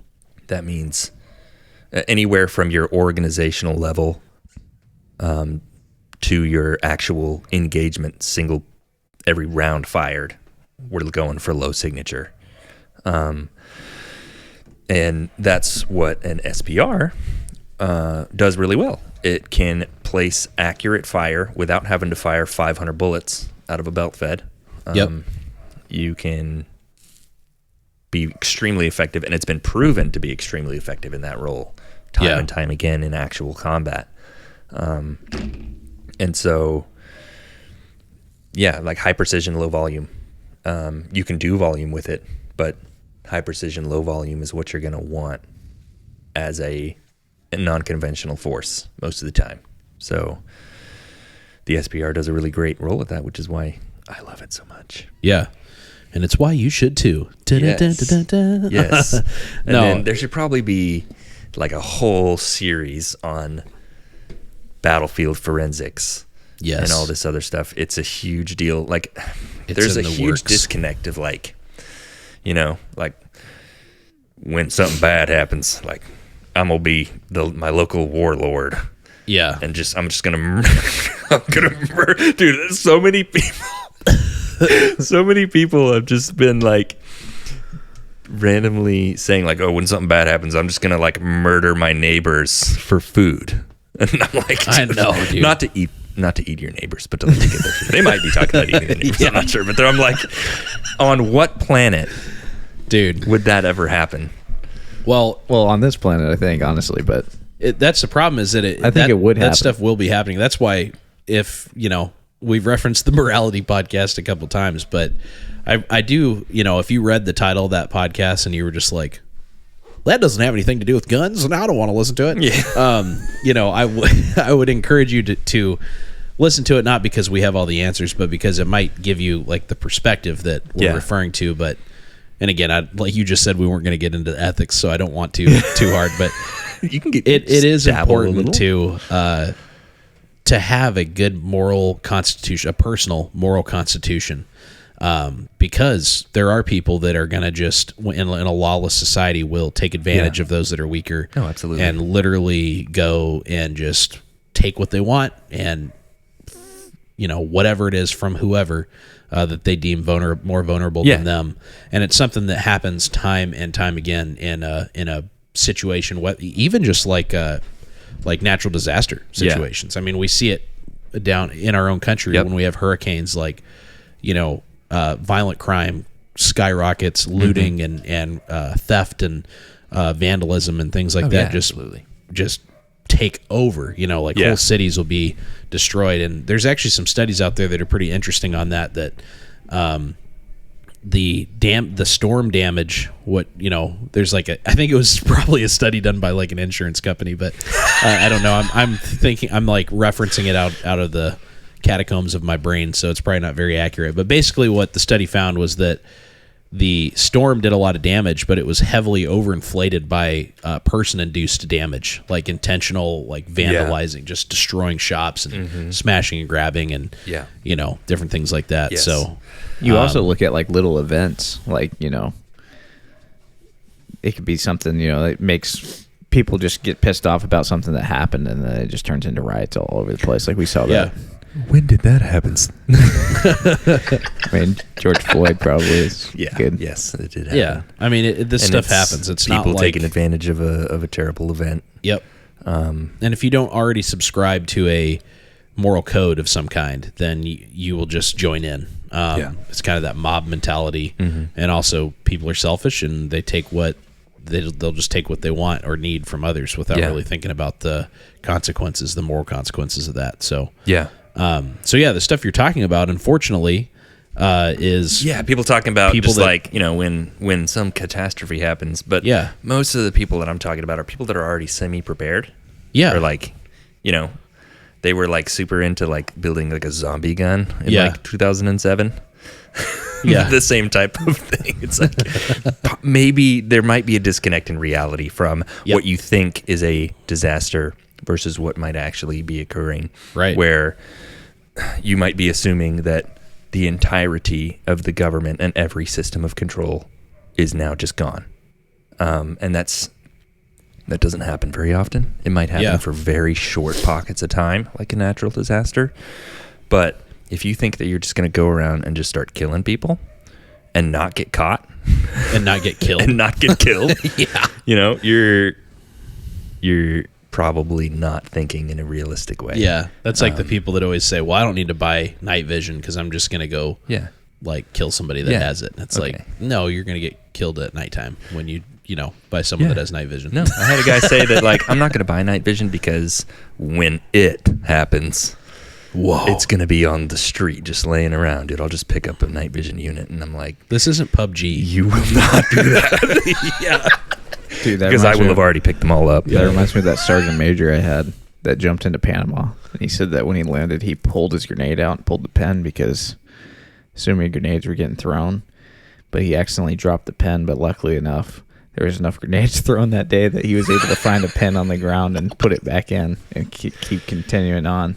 I was just like, that is the most like. That's the most Sergeant Major story I've ever heard. Dude, it was. If you could have seen the guys telling the story, it would make it so much better. You're just like, yeah, roger that. Dude, what sucked was I was in the very front, in the middle, just staring right at him, and I was just like, please don't laugh, please don't laugh, please don't laugh. And everyone that knows me, dude, like, I have a hard time. Like, if I start getting like tickled about something, dude, I can't help myself. I have to like start going dark places in order to not laugh, you know. But yeah. Go to dark places. Oh man, dude, I do have to start thinking about really not so great things. That's literally the most Sergeant Major story I've ever heard. So yes, thinking realistically, and part of thinking realistically is understanding that acting as an asymmetric force ever in a developed country that hasn't completely collapsed is going to be functionally the same as committing organized crime. Yep. And so a lot of people find a disconnect. We're like, well, I'm going to be just, fighting the government in Revolutionary War 2.0. Yeah. and don't realize that that's going to mean you're going to be a high-profile criminal, exactly the same. Yep. The ethics of your actions might be different, Yeah. or the root cause, but it's the same. You're going to be Yeah. that's what you are. And Exactly. starting to think along those lines might be something that will public get you a enemy little number one. closer to reality. Yeah. This has gone a long ways from the SPR. We got to. Well, no, it's good. It's still important though. Yeah. Because this mentality needs to be mirrored into your weapon. Absolutely. Or this weapon needs to support that mentality, if that's a better way to word that. Yeah. And that's why, going kind of all the way back, that's why, you hear, that's why we went with MPR instead of, we were thinking about calling that the general purpose rifle, Yeah. but general purpose is so subject to interpretation. I mean, so is multi-purpose and so is special purpose, but I mean, it's all just however you define it. But dude, I remember like a year ago when that was like the most hotly debated topic in internet gun culture. It's like, what is a SPR, GPR? GPR, SBR, Yeah. DMR. How many acronyms can we make? What do they mean? This turns into Batman. Yeah. Yeah. Where are they? Dude, you can't pull it. It's not who you are underneath. It's the acronym that defines me. That's pretty good. Dude, the breath. Yeah, the breath dude, you really have to have chopped the it breath, off. dude. Oh man. No, dude. We got to get out of here. Okay, we got to move on. I was like spiraling into impression world, dude. I was about to do the Joker, and then I almost did Bane, and then I was like, no, I have to stop. No, At some point, you got to do InfoWars before we're over. No, dude. They're turning the frogs gay. Yeah, dude, you got it, dude. Dude, somebody sent me a video. Somebody, Warhammer, Yeah. Somebody like edited his face into like Warhammer armor, and he was just like, I hate you. You will end. And it was just his head, his big old head, and just like a cartoon Warhammer drawing. Coward. Yeah. He's just like, I will destroy you. And I'm just like, dude, it's so perfect. And I'm coming. Yeah. Oh, dude. That's my favorite one, dude. What a gem. What does he say before that? I don't know. He says something like, You're an intellectual coward. Yeah. And I'm coming. oh, so good. Okay, so moving back on. All right, so where are we at? So, yes, the SPR platform. Okay. It's right in front of us. But first, we need to talk about male vitality. Oh, no. You ever wanted to be a beast of the sheets? Oh, no. Okay. He actually said that? I don't know. Is this just like I a don't know, dude. breakaway commercial into just Yeah, gas station no, he has mail those super enhancement? male vitality commercials. Have you not heard that? Yeah, they're always, yeah, dude. They're always. That's going to be my topic of they're always study after this. sponsoring. Yeah, nice. Let's do content for your page. Oh, Yeah, man. dude. I'm The gonna whole make new world some- is opened up I'm to gonna make make my some page graphics more on that. just Oh, degenerate. yeah, it's gonna be the Modern Minuteman layout part 7, dude. I don't want to see that layout. Dude. Okay. SBR. Focus. So it extends your squad's ability to put effective fire on your enemy at range and make your location more difficult to pinpoint at the same time, which is extremely valuable. You want to have an accurate shot at your enemy without your enemy knowing where you are. That's like basically every line in Yeah. The Art of War. That's literally like the best thing You you should can do. confuse your enemy. Yeah. Okay. Yes. So it's completely effective. It's pretty self-explanatory. Also, the merit. You can't. We can't go from that and then say the merit. It's just too much. But anyways, the merit. The merit. Yes. So the concept of suppression by accuracy versus the traditional suppression by volume. That is bullets. So Yes. high volume is traditionally used by automatic rifles, belt feds, heavy machine guns, light machine guns. Suppress your enemy. The whole point of the whole way that general squads work in the U.S., which you guys probably know way better than me. Not probably, definitely.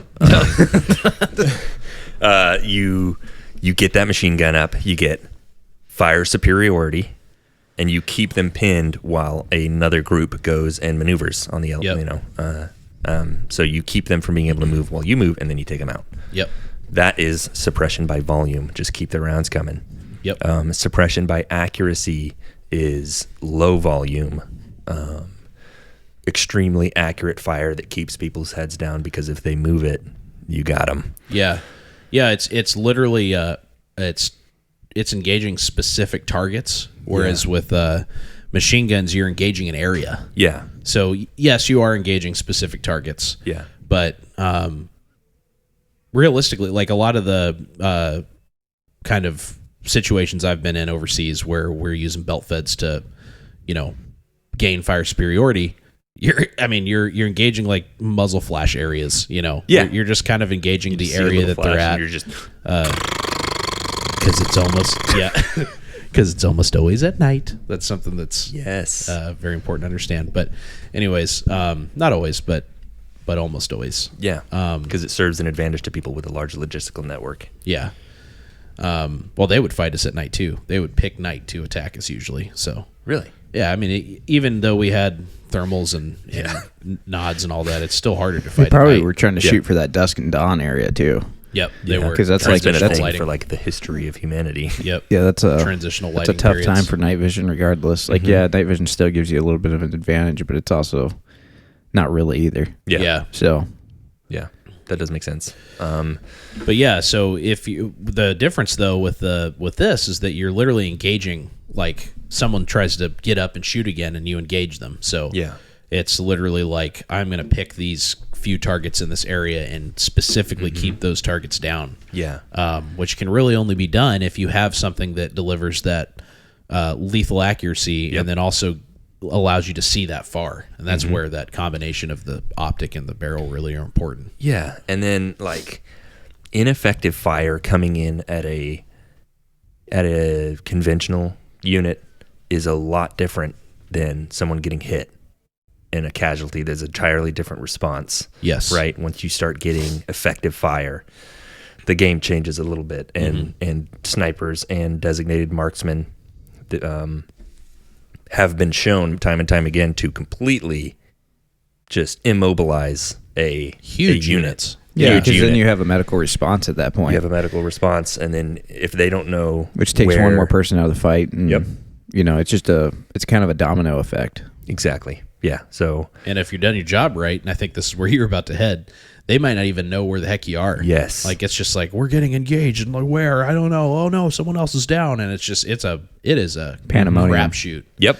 And there's so many good examples of that in history where you had like famous, literally famous like World War II snipers that took out like hundreds of people because they could not maneuver on them. Yeah. Stalingrad. Yeah. It's a huge sniper playground. Yeah.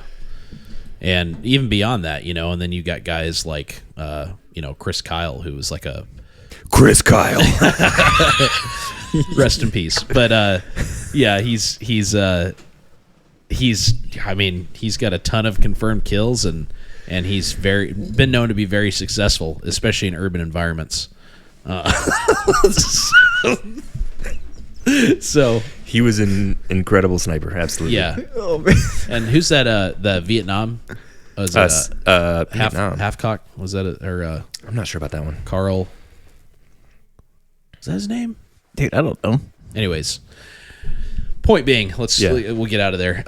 Simo. I don't know how to pronounce his name. There's really, it can be very valuable, and having that capability within any unit, especially smaller units, is just it's non-negotiable. I think. Yeah. I think it has to. It's the only way it works. It's one of the only ways you can make it work. Exactly. Yeah. It's highly effective for an irregular force. Yeah. We've already talked about that. No. I have a note that says examples here, and then nothing's written. This is a great place to plug an excellent book. Carlos Hathcock. Yes, dude, I was freaking on it. I'm gonna have to look that guy up. I think I've heard some things, but I need to do some. He sniped people with an M2, like a. Oh yeah. He used to put it in change the I can't remember how you do it. Yeah, the headspace so it'd fire single shot. Yeah. And literally snipe people with a Browning 50 cal, dude, which that's is sick. Yeah, that's actually been a thing since. I don't remember if it was World War I or World. Yeah. But so World War I and World War II. I don't remember if it started in World War I or World War II, dude. So I don't want to have people yelling at me. I do a little bit, actually. Come and yell at me, please. Anyways, they would be using they would be using these machine guns because they had extended range and generally larger calibers. Yeah, that's sort of like where large caliber anti-material snipers came from. Was a need for that dudes were remedying by making single long range shots with machine guns. Heavy machine guns, and that's been a thing. Like they did that, and then they realized, like, hey, we should maybe make like a rifle gun that actually works really well for that. Yeah. That's a completely different topic. Anyways, what book were you about to? The book that I was about to plug. Yeah, dude, you know what it is. It's called "Fry the Brain." Yes, by John. What's his last name? I don't know. I actually have the book right here. I'm terrible. Grab it. I'm terrible with authors, but Fry the Brain is an excellent book. One of many. It would be cool to do a series on like good books. Yeah, dude, get a good reading list. Yeah, that would be sick. We actually got quite a bit back there in the library. We've got the DDS library. Yeah. I brought this specifically so that I can deposit it in the DDS library. Yes. Have you guys read this one? I have read that one, but I want to read it again. I will read it. Good, awesome. I will put my eyes upon it. Dude, just scan it. Is that a coupon that you're taking out of it? I need to read it's like this corporate need to read the other one for high reliability. Prairie Fire and which one did you just read? I haven't read those Concrete yet. Jungle. Yeah, I need to read that one.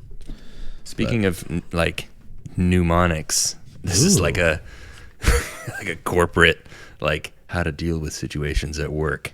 That's what I'm using as a bookmark for Fry the Brain because I read it at work. So who is the author? John West. That's a very American name. Dude, it is. And so this book has a lot of great things. It's not 100% accurate all the time. It is a little bit dated. I think it's in early 2000s. Yep. I don't know. I don't know when it was written. I think it's in the 2000s because it does mention the Mark 12. My favorite part. I read it 800 times. Yeah. But there's some like weird stuff that he talks about, like suppressing revolvers, I think, and like some other stuff that's like not necessarily that effective. But dude, if you find an excuse to have a suppressed revolver, I'm all about it. I know. Like, I kind of want one, actually. I mean, there's no action, so it's so quiet. Well, also, but there's a big space in between the chamber and the barrel where flames come out, and it's pretty loud. Oh, yeah, that's true. It's suppressing the barrel, but I feel like Chris Costa has one. That probably doesn't surprise me somehow. Sitting right next to his Marlin 4570. That's like what a crazy. Just an absolute man with a beard. Anyways, yeah. So there are some like statistical inaccuracies and ballistic inaccuracies, and like some. Every now and then you'll come with a far-fetched idea that you're like, yeah, I don't know if that really works. Use your judgment. But the majority of this book and the concepts and the way of the school of thought in this book is invaluable. Yes. As an irregular force, yes. And it's extremely good. Yep. I would highly recommend it to everyone. I think it gets you on a good path towards thinking outside of that more conventional fighting box. No, yeah. But yeah, there are people that definitely kind of treat this book like the Bible, the guerrilla warfare Bible. And I'm glad you mentioned the inaccuracies because there is a lot in there, just like most books. Most books, like the books I just said, Concrete Jungle and Prairie Fire. There's stuff from those books. I think it's more for like beginners, like getting into this stuff. I feel like those books are good for. This will set your mind in a good foundation to move out from. Yes, and start figuring out fundamentals. And it will push you towards an SPR. Yeah, it will. But that's kind of like I always recommend On Combat and On Killing.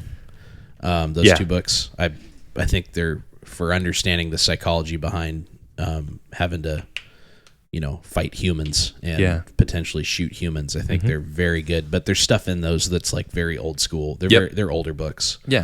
And a lot of people are like, well, psychology, and I'm like, well, you know what? They helped me a lot. So I think they're valuable. Books, also, it's just normal people that are writing them, so it's like it's their view. Yeah, it's not like some like backed up.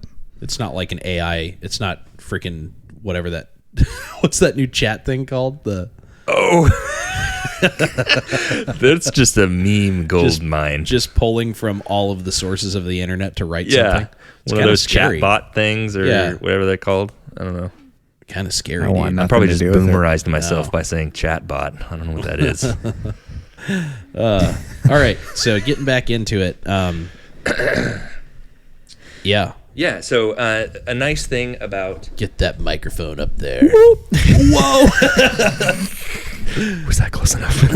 You can grab that arm and move it. I know, I get sidetracked because I'm talking with my hands and I'm just... Yeah. Dude, there's so many... Just felt like Joe Rogan. Pull that microphone up a little closer to you there. Gotta get intimate. Yeah. Gotta get intimate with it. I'm touching it right now. Oh. Whoa. I knew he had a mustache. We need to cut that out. We need to cut that out right now. Okay, so the Mark 12 was designed to be accurate, but a lot of the features that lend itself well to accuracy also lend itself well to sustained automatic fire, which you can use. You can use your primary, your primary goal being accuracy, low volume, and you can automatically switch that over and have an effective high volume, and then you'll just have to buy a new barrel probably. Yeah. Or survive. So yeah, that's sort of a good starting point for SPR and accurized rifle concepts, why you might want one. And now we're going to get into how you might want to build one, which is the fun part, dude. It's like Legos. Oh yeah. This is the part that everybody wants to know about. So really quick, just because I think this is we've kind of already covered it, but I just want to dial back in on it. So dial in on it. I'm dialed. Go. A question that comes up a lot, especially on the old socials, but also in person in the shoppy, would be a lot of people want to know there for some reason. Okay, well, I'm going to back up even farther. Classic Jacob rant here. Yes. I get frustrated at people trying to find excuses to leave the 5.56 world. Yeah. Because I actually really like the 5.56 round, and I think it's been proven time and time again to be a very effective bullet. Yeah. But I'm not calling anybody out. That's not a knock at anybody. Yeah. I get the question a lot. If you're building something like this, and again, I know we kind of already touched on it, but why wouldn't I go with like 308? Yep. Or 6.5 Creedmoor? Yep. Or 6.8 whatever, or 6.5 Grendel. You know, Dude, that's there's so one. many. Whoa. Dude. 224 Valkyrie. Yeah. Yeah. And it is important to understand that this platform, the Mark 12, the SPR, it is, the whole idea is, like we've talked about, very based around still maintaining that 5.56 cartridge. Yeah. And if you think as we're getting getting into 5.56 is hard. Yeah. Right. And expensive. Yeah. Try getting a can of 1,000 6mm arc rounds. Or 224 Valkyrie. Yeah. Yeah. But I think it's important to really understand that what we're talking about, this as we get into this build, it is based on a 5.56 platform. Yes, and that's actually the fundamental difference between an SPR and a DMR. Basically, so the SPR is a type of DMR. Yep. That uses ammo and magazine compatibility with a standard infantry carbine. Yep. Which DMRs don't always do. There's like the 308 DMRs, there's all kinds of crazy DMRs, and then a subset of that is the SPR. Yep. That uses specifically the same cartridge as everyone else, which is 5.56. Yeah. If you know what you're doing. And I want people to really dial in on the importance of this logistically, especially from a small unit. This is even done in big conventional fighting, like the U.S. Army, for example, in a team layout. You know, you've got a team leader who's usually got a rifleman platform. Well, in a traditional one, you'd have a team leader, a squad automatic rifleman, a standard rifleman, and then a grenadier. Yep. In a more small unit setup, you may see something that's needs to have a little more of that accuracy. Instead of having another rifleman, it may be something like an SPR. And from that civilian perspective, you may see something like, instead of a grenadier, you have an SPR, or maybe even instead of a squad automatic rifleman, you've got or an individual automatic rifleman, or whatever you want to call it. You might pop an SPR into that position. We've talked about that in the past. But magazine compatibility is something that you cannot you can't look. Don't gloss over it like it's not important when you're thinking about building something. Absolutely. Because even in the big army world, the SAW was designed to actually take M4 magazines. Yeah. And a lot of people don't realize that. But we saw this graduation towards, belt-fed machine guns were always a separate ammunition type, for the longest time. They were, belt-fed. They use a different ammo. You had to have ammo bearers that carried ammo for it, and blah, blah, blah. And that still exists. Like you still see the 240, which is chambered in 7.62 by 51. And, obviously you got your big boys like the M2 and the Mark 19, which is just slinging 40 millimeter grenades like a champion. Dude. Everything with a Mark before it just is cool. Yeah. Let's be honest. But the SAW, they really thought about that and developed it to actually be able to take magazines, because it's important to keep these specialized platforms up and running, and you have to be able to feed them. And the SAW is arguably the most important gun to keep up and running. Yeah. So from this whole perspective we just got done talking about, the SPR is a platform we want to keep up and running. Yep. So it is very important to understand that concept, and with that in mind, that's why you're probably going to go 5.56. Now, if you're all a bunch of beast modes and you're running H cars and you're just like, my whole group of guys uses 30-06, sick, then that's awesome, dude. But how many rounds do you have on you? 17. But point being, and a lot of times the issues that you're going to be remedying with a different caliber, you can remedy with a different type of 5.56. Not to the same extent, but you can. I mean, the 77 grain is a whole another animal. It is than 55 grain. When people say that, like, oh, the AR-15 and 5.56 has like a 300 to 400 yard range, they've never fired a 77 grain. Yeah. People make pretty consistent accuracy out to, like, trained shooters can go like 850. Yeah. Yep. On a man-sized target. Like, it's pretty insane. And it's carrying good energy there. Yeah. Too. Yeah, it carries energy much farther. And it's also, even though 77 grain is more expensive, it's a lot cheaper than boutique rounds. And so not only is it effective as an SPR, it also is more accurate through every single platform that you have probably that fires 5.56. It's going to improve it. And they found that when they developed the Mark 262, they started using it in other platforms, and they're like, man, this thing actually, like, makes the Mark 18 not horrible ballistically. Yeah, so it's just interesting. I didn't know that. Yeah. That's cool. Yeah, it's cool. It really maximizes performance out of shorter barrels as well. It's like the same concept as 300 Blackout, but for, like, on a much smaller scale. Yeah. Heavier grains they just slap. Yeah. There's obviously a point of appreciation with that. But there is. They actually tested out to didn't they go over 100? They did, like which was subsonic.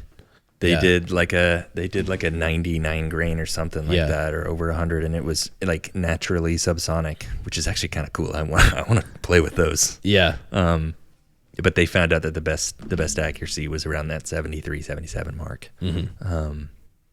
And you can actually, the reason that you can find it so easily is because they kind of pioneered that whole 77 grain thing in mass production.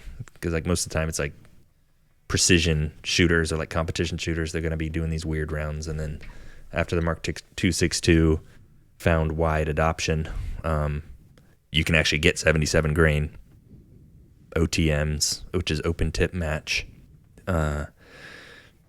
pretty much everywhere that you get normal 55 grain. You'd be able to find a box of that. And it's awesome stuff. Ooh, I had a fun factoid here. Okay. Since, we gotta make this thing long. Yeah. I had a fun fact. So a lot of people know the Hague. Is it Hague? Is that how I pronounce the Hague Convention of 1899? They had like two of them. It's similar to the Geneva Convention, although it predates it quite a bit. They talk about different things, but they talk about the unlawful in international wartime law, the unlawful use of hollow points and guns, fire, ammunition that was causes grievous bodily injury or something, which is like, you could really get into that and talk about how it's kind of dumb, but that's kind of where people, like, you'll hear just like people who are eligible for Medicare that tell you that 5.56 was designed to wound. That's kind of what they're talking about, but it's more like a limitation of the Hague Amendment. 5.56 is designed to kill within the limitations of the Hague Amendment. Yeah. You can't use hollow points because apparently that's bad. But the open tip match is a military round. Well, it is now. Yep. And a lot of people are like, wait, isn't that a violation of the Hague Amendment? Because it's like a hollow point. Yeah. But it's actually not. There's an open tip because they actually form the bullet, the projectile, upside down to how they normally, like, I guess they fill most bullets from the back, or they jacket them like that. They do it opposite because it gets you a more concentric lead core in your stuff. And so it actually, the open tip doesn't really do anything. It doesn't pedal out, and it doesn't expand the same way. It acts and fragments like an FMJ round. Yeah. It was just made to be more concentric, and that's why your open tips are generally like your match rounds. Yeah. So I actually never knew that. Yeah. So when I was a DM, I got issued, it was 7.62, but I got issued the 7.62 LR is what they called it. Yeah. And it had an open tip. Mm-hmm. And I actually never knew why. So thank you for that. And then a lot of times you'll see they'll try to remedy like the weird ballistic coefficient, like it might decrease your ballistic coefficient a little bit to have that just hole Just in the sucking front of up your air. gun. Yeah. Yeah, it's just like it looks like a jet engine. Yeah. A lot of people will put little plastic caps in there, and then Okay. they'll call it a ballistic tip, which is Interesting. basically an open tip that they just plugged with a little piece of plastic. So it does not act like a jet engine. Like a hollow point. hollow point. Yeah. Yes, it does not act like a hollow point. Yeah. And thus is legal. Okay, moving on. Still probably has the penetration of. Yes, it does. It has the penetration and it has the fragmentation and the same yawing effect and all this other stuff that the 5.56 is known for, but it doesn't pedal out. So Yeah. yeah. Don't worry, you're not going to get tried at an international war tribunal. That's so weird. Yeah, I just thought that was interesting. Those rounds are notorious for splitting into two pieces anyways, so Mhm. Yeah. which it's literally how it's designed pretty Yeah, much. dude. And then you got these two fragments that are just dancing around inside the body, Yeah. killing you. Death. We were going to start talking about how to build one of these things, weren't we? Let's do it. A little while ago. Yep. So, yes, the heart of the SPR is the barrel. It's probably the single most important thing that you can choose properly Yes. and not cheap out on. Are there any, before we get into the specific components and giving people tips on how to build their own, are there any pre-built guns, or do you want to talk about that after? Yes, there are plenty of pre-built guns. We can talk about it now. It's fine. Okay. In fact, you could buy one from someone who was literally involved in the Mark 12 program. Monty LeClaire, he was a Navy SEAL who went on to found Centurion Arms. Ooh. Yeah, Okay. so he was actually a part of the Mark 12 program and intimately involved in its design. And he loves the Mark 12. So he actually builds his own little Mark 12s, roughly similar. They used to make like complete clones, but now we can't find the Knights Armament like handguard anymore. So Yeah. they make their own, and it's very, very good. The Centurion Arms, you can email them, ask about parts, or you can just order one of their guns. They make incredible barrels and incredible SPR upper receivers and rifles. There's also Precision Reflex Precision Reflex Incorporated. They are the PRI. yeah, they're actually the people who were contracted to make a lot of Mark 12 parts. So they make all the Mark 12 Mod 0 handguards. They do like rails. They do a bunch of stuff. Yeah, so you can get complete Mark 12 uppers. They're still in business because they're just awesome. Yeah. Yeah, those are sweet. They make they put in Douglas barrels. It's the real deal, Mark 12. Nice. As close as you can like feasibly get as a normal human being. And then, so there are a lot of guns that you could buy that aren't labeled an SPR, but are accurized M4s. Yeah. Like Bravo Company, they actually make an SPR upper. I was going to say, I thought they actually made a They straight do. up They Mark straight 12. up. They do make a straight up Mark 12. Yeah. Yeah. So those are great too. They have a weird little compromise in their barrels. They use a different, harder stainless steel that has shown to be pretty accurate. But it's harder to get super precise lands and grooves on it because it's lasts you longer. Yeah. It's a different concept, but Okay. still really cool. It might last you a little longer. Yeah. But yeah, like anything with a free float barrel and a stainless that's got some, it doesn't even need to have like a super long barrel or anything. But yeah, there's a lot of uppers. You could just shoot me a little message on Instagram and I could Ooh. send you like 50 links and just talk your ear off about it. Feel free. But yeah, those are some great places to get, near Mark 12s to rifles that are along the same lines. Yeah. And so you can also use the information that I'm going to talk about when you want to build one. You can just use and apply the concepts that I'm talking about to find an upper receiver that matches some of those characteristics that you find to be valuable. Yep. Because I'm going to list out what I find useful, but your needs may vary and your preferences might vary. So Right. yeah, Like, don't take my word for the gospel. In fact, that's a horrible idea. So, yes, getting into it, the most important thing is the barrel, because the whole point of this is to accurize the M4 platform, right? And the barrel is what makes the bullet, kind of decides where the bullet's going. Yep. More or less. So, my advice is to get the heaviest barrel contour you feel confident carrying over a long distance. That might be a skinny barrel. It might be a bull barrel. Pick the heaviest one that you can carry that won't debilitate your performance. Okay. It's going to do you so much good to have a heavy barrel. What do you think about lengths? Yes, we're going to, so lengths. Oh, sorry. No, you're good. That's Jumping the exactly gun. what I'm about to talk about. So yeah, it helps accuracy due to both barrel harmonics and POI shift due to heat. It's going to take a lot longer. Barrel lengths. Get the longest barrel that you feel comfortable carrying over long distance. Now, you might see the impending compromise of barrel contour versus barrel length. In my opinion, if I was building one, I would compromise a little more on barrel length than I would on barrel contour. Okay. That's just my preference, because I like the offerings of a heavy barrel, or at least a medium profile, something that soaks up some heat. Yep. Thick at the base. That's what matters. Yeah. Near the chamber, that's where most of the heat goes. So, Okay.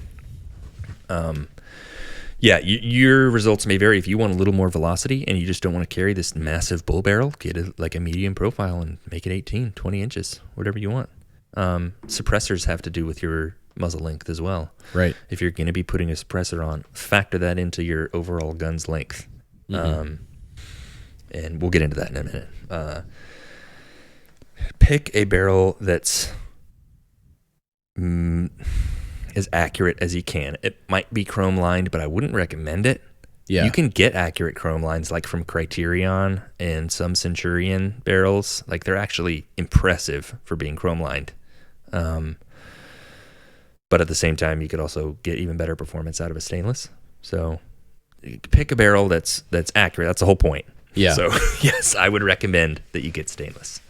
The chamber, I would also recommend you get 223 Wild. It's readily available, and it just cups that round so nicely in there. It leads to greater accuracy. There's no point to not have it. It's forgiving enough to be able to be run in austere conditions, and it improves your overall consistency. So there's no point in not having it, especially when almost everyone's making a 223 Wild chamber nowadays. Yeah. You might as well. That being said, I don't feel like it's an imperative. Like, if you have a nice barrel that you like and it's 5.56 NATO, it's totally fine. Just get it. It's not that big of a deal.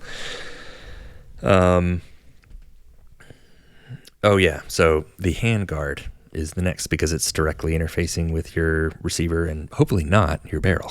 Yeah. Get a free float rail. That's imperative. I would consider it necessary.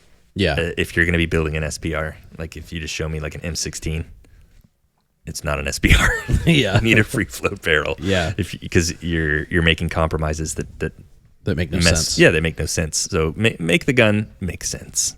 Yep. Free float. You can get those way more places than you can get a non-free float. Like, That's if you just true. like pick any rail now, like you're gonna have to try pretty hard to find one that's not free float. Yeah. Yeah, super easy. You can get it from anywhere. Centurion makes solid ones.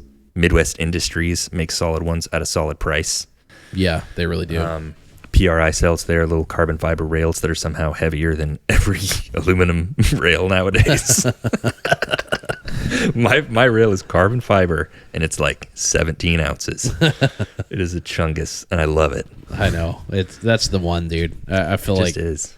It's just so girthy. I just love what it looks like. I like to grasp it. It's that Mark 12 Mod Zero aesthetic. It is. Yeah, it's undeniably a Mark 12. Yeah. But yeah, man, you can get your rails pretty much Geisley anywhere. makes really good rails. Oh, yeah. that are Mark 12 kind of focused. Yes, dude. Bill. They have that crazy. What's that? Is it the Mark? What do they call it? Dude, It's weird everything they because make is a Mark. Their rails are designated Mark something. Dude, but someone who's not already nerding out on this is just like, Is it Mark? Yeah. Mark 18, Mark 25, Mark Yeah. 18, Mark 12, Mark 47, Mark 19. Mark 19. Is it the Mark 18 randomly, which is dumb because that's the name of an SBR, but SBBB Bravo. Yeah. It's got that arc rail on the whole bottom. Oh, an of Arca it. Swiss. Yeah. They might. I mean, I know they do make a They rail do like make that. one. I just can't remember what it's Yeah. called. Yeah, like Ultor. I think that's how you pronounce it. Most people call it Voltor. Yeah, I would be one of those people. I How do know. you say like, it? It's almost like it's stupid to pronounce it the way that they want you to. It's a V. Yeah. They make an Arca Swiss rail. Arca Swiss is basically, it originated in the photography and like videography community. It's like a lot of people use them to attach stuff to tripods, and it's just like kind of a Picatinny rail, but it doesn't have slots. Yeah. So you can attach it anywhere, and you just like super secure. People use that to attach To like tripods and things. stuff. Yeah. So you can go Arc if you want. I wouldn't say like if you're into Arca, do it. If not, like just don't. It's not that big of a deal. I wouldn't do it, but yeah. Yeah. So like find a rail that works for you. Pre-float. Sick. URX4. And you're done. Yeah, get the URX4, dude. That thing is sick. I love Just that have rail. to spend so much money. I'm not for an no M-Lock reason. guy because for some reason I have to be like a hipster about it. Yeah. Like I'll just get a key mod URX4. Oh, Oh man. oh, you can still find them out there, dude. Yeah. People want so much so money for cool. them, though. Yeah. Yeah. But anyways, don't listen to me. Just get an M-Lock. There's so many more attachments. Let's see. Where is the next little fella? We were talking about barrel length. We're coming back to it. Barrel length matters more on an SPR than it does on most other platforms. And on 5.56, it really benefits from speed because it's like literally a tiny little round going through. So like its entire basis for being a good round is in its velocity. And the more barrel length you have, the more velocity you get. So not only is that more accuracy, you're also going to have better fragmentation longer in your range. So like a Mark 18, depending on rounds that you're using and all this other stuff, like it's not going to have reliable fragmentation out for very far. But a 20-inch barrel is going to just melt on contact for a long distance, and that's good. You want your round to do that. It's more effective. Like you don't want it to just kind of just go right through you. That's what it sounds like. All right. Yeah. So long barrel's nice. It lends itself better to accuracy. Moving on. I'll say this. I built an 18-inch Mark 12 Mod 0, and we talked about how I just didn't want to work out more than normal. And so I actually got a really cool little 15.1 inch, which is kind of short for an SPR, but it's super accurate, stainless, relatively heavy contour, made by Thoroughbred Armament. It's sick. It is sick. It's very sick, and it tucks in so nice, and it's so light. Yeah, compared to a Mod 0. It's substantially lighter than your old one. Yeah, I'll say that, and it is. I mean, we all know looking cool is like very Number important, one, and it is aesthetically just so. It's like it's got a compact feel, but it's still a Mark 12. So you're just like, it's like what's going on here? Yeah. And that's awesome. Yeah, dude, I sleep with it next to my bed, but not for protection. Yeah, so you can protect it. I like to look at it. Yeah. It doesn't protect me, I protect it. Yeah. I just caress it sometimes when I can't sleep. Oh, it's so good. The gun. So optics. Ooh. This is like the second most important thing. Because you want to be able to see what you're shooting at. Absolutely. So, there are so many more options for quality optics, magnified optics today than there were at the inception of the Mark 12, right? It's because they went 2.5 to 8, which is like, I don't even think anybody makes that anymore and hasn't for a long time. You can get 1 to 8s easily. But magnification is king here. Do not compromise on your magnification for weight or for ability to have a good 1x magnification. So like LPVOs, you can use an LPVO totally fine as long as it has a good performance at your higher magnifications. Because on like your normal carbine, you're at 1x and you want to make sure it has a great 1x, and then you have the ability to like get up to 8 or 6x or something, and then it may not be the best 6x ever. For an SPR, you're going to want to flip-flop that to where 1x is not the primary concern anymore. Your high magnification is. Yep.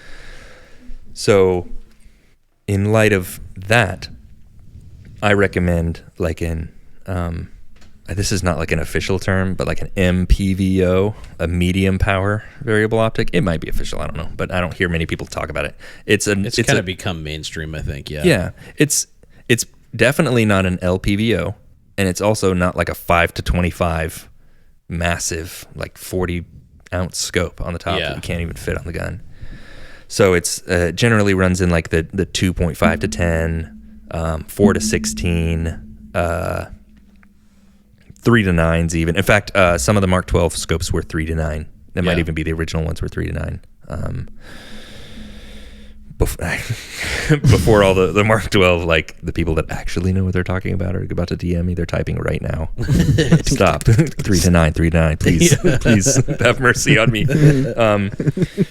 Yeah. But that type of scope. And what you get with that is a much better high magnification performance. You get a great eye box. You can have better reticles that will give you more information. And the reticle choice is just as important as the scope. Well, maybe not just as important, but close.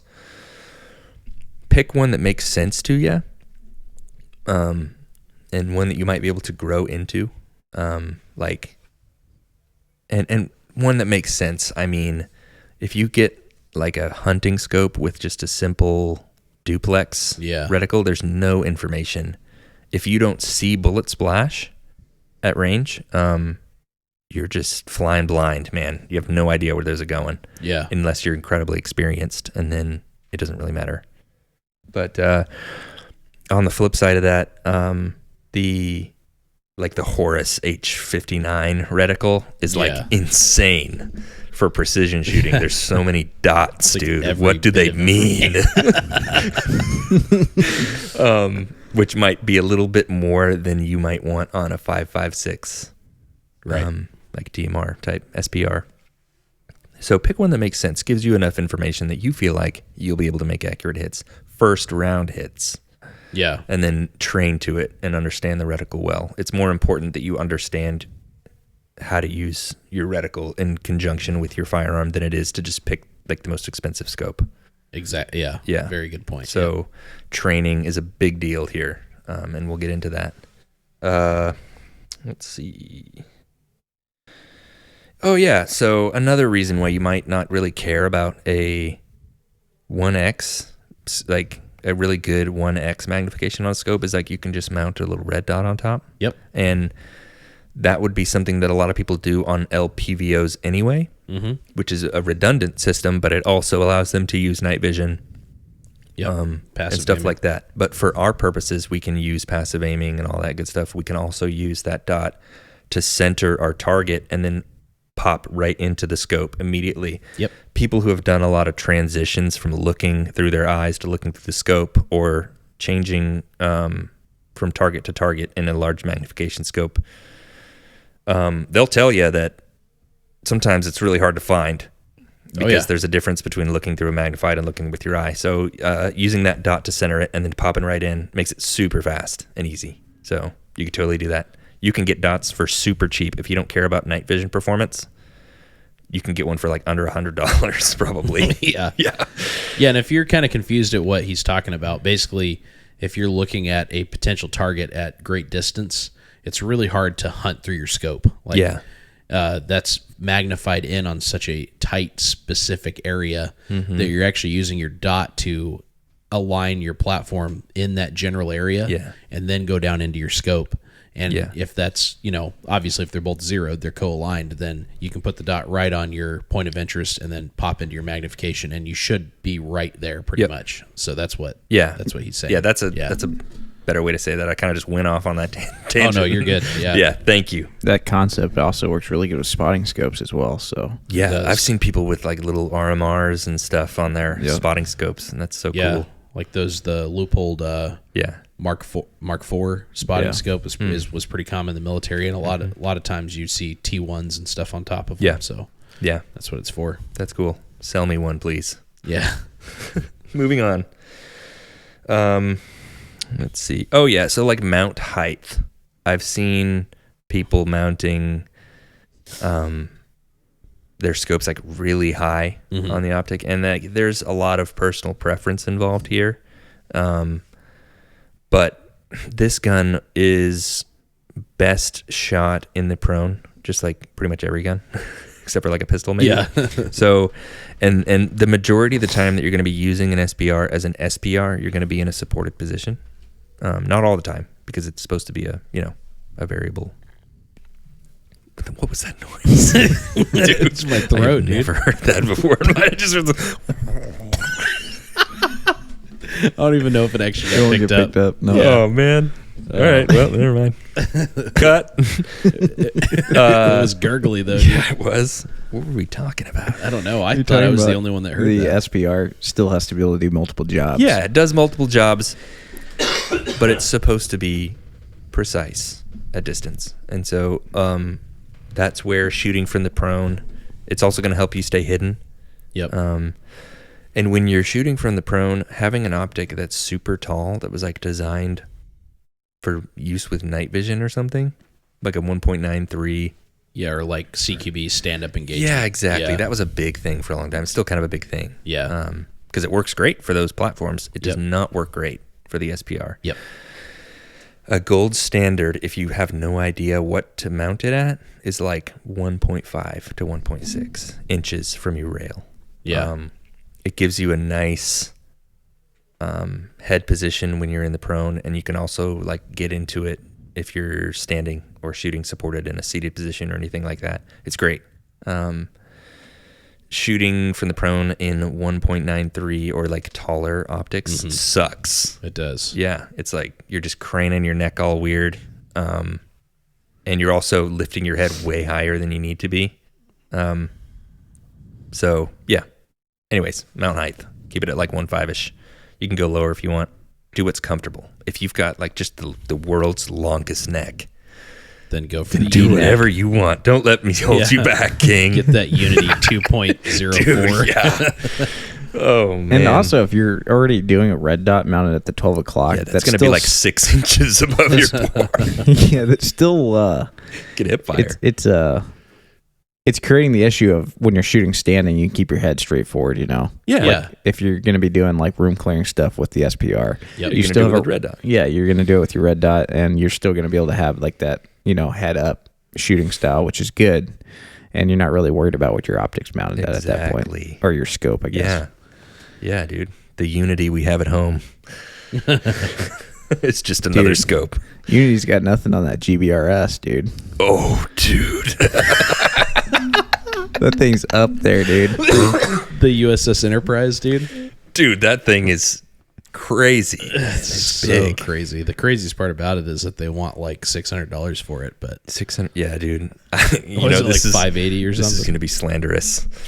But the funniest thing, I've seen a lot of fakes. Yeah. Without fail, the fakes have better machining and a better finish than the original GBRS. Are you serious? Yeah. You might be able to find one that's worse. But like there are people on like AliExpress that anodize them and stuff, and like No, they don't way. anodize the GBRS one, Oh, it's which is just coated? actually kind of cool because Cerakote, like I just think anodizing anything in tan just looks gold. Yeah. Kind of wonky. Tanadizing. Dude, I'm just making a lot of enemies in a No, you're short good. amount of time. No, dude. Yeah, anyways. You're also making allies. Yes. It's all right. They're tough. They're big boys. They can handle a little criticism. Yeah, and they're never going to hear me anyway, so it's fine. Yeah, that's true. They don't know They do about our not podcast. care what I think, which is great. Okay, so now that we've done the like the big two, which is like your barrel and your optic, those are the two fundamental components that are going to change your gun to a SPR platform, essentially. We can get into some other goodies that you might like. Bipods. That's a great thing because, like I said, we're going to be shooting in the prone a lot. We're going to be shooting supported a lot because it lends itself better to accuracy. And most of the time, if you're shooting a precise shot, you're not just be standing in a field. You're going to want to conceal yourself to some extent. So, yeah, bipods allow you to have a much more stable shooting position, and they work great. A lot of people put them on guns that aren't SBRs or like precision platforms because they work well. Yeah, so no need to there's no reason not to have one. You can put it on a QD mount, pop it on, pop it off as you need. It's not you don't have to zero it. Right. You don't know. Yeah. It's just a support attachment. Yeah, man. So like there's a lot of them good. Like Magpul makes one. It's some people like it, some people don't. I'm not a fan. Yeah. I'm not either. But yeah. I don't mind it. I think it has some features that the Harris bipods don't that could lend itself well, but it also is like a little bit of just like a it is just it's so just a flappy break fella. it, dude. Yeah. Like, especially if you get into it, like if you're shooting, you get into it, like lean into that bad boy. And that's actually the reason why I like it, is leaning into it. It loads what's called loading the bipod. Yeah. Where you push in on it and it sort of not bends, but it allows that forward motion so that when you go shoot your gun under recoil, your gun can freely move backward and go straight back into your position, and you get with a faster like follow-up shots and stuff. It's not really that huge of a deal. Yeah. But the Magpuls actually do a decent job at that. Harris bipods are just rock solid. You're not going to be loading that thing. Yeah. And they work really well. I've had a Harris That's for a long time. Why I like the Harris, because It's just I'm big enough to where I can just load into the bipod and the gun just does not move. It's just like exactly.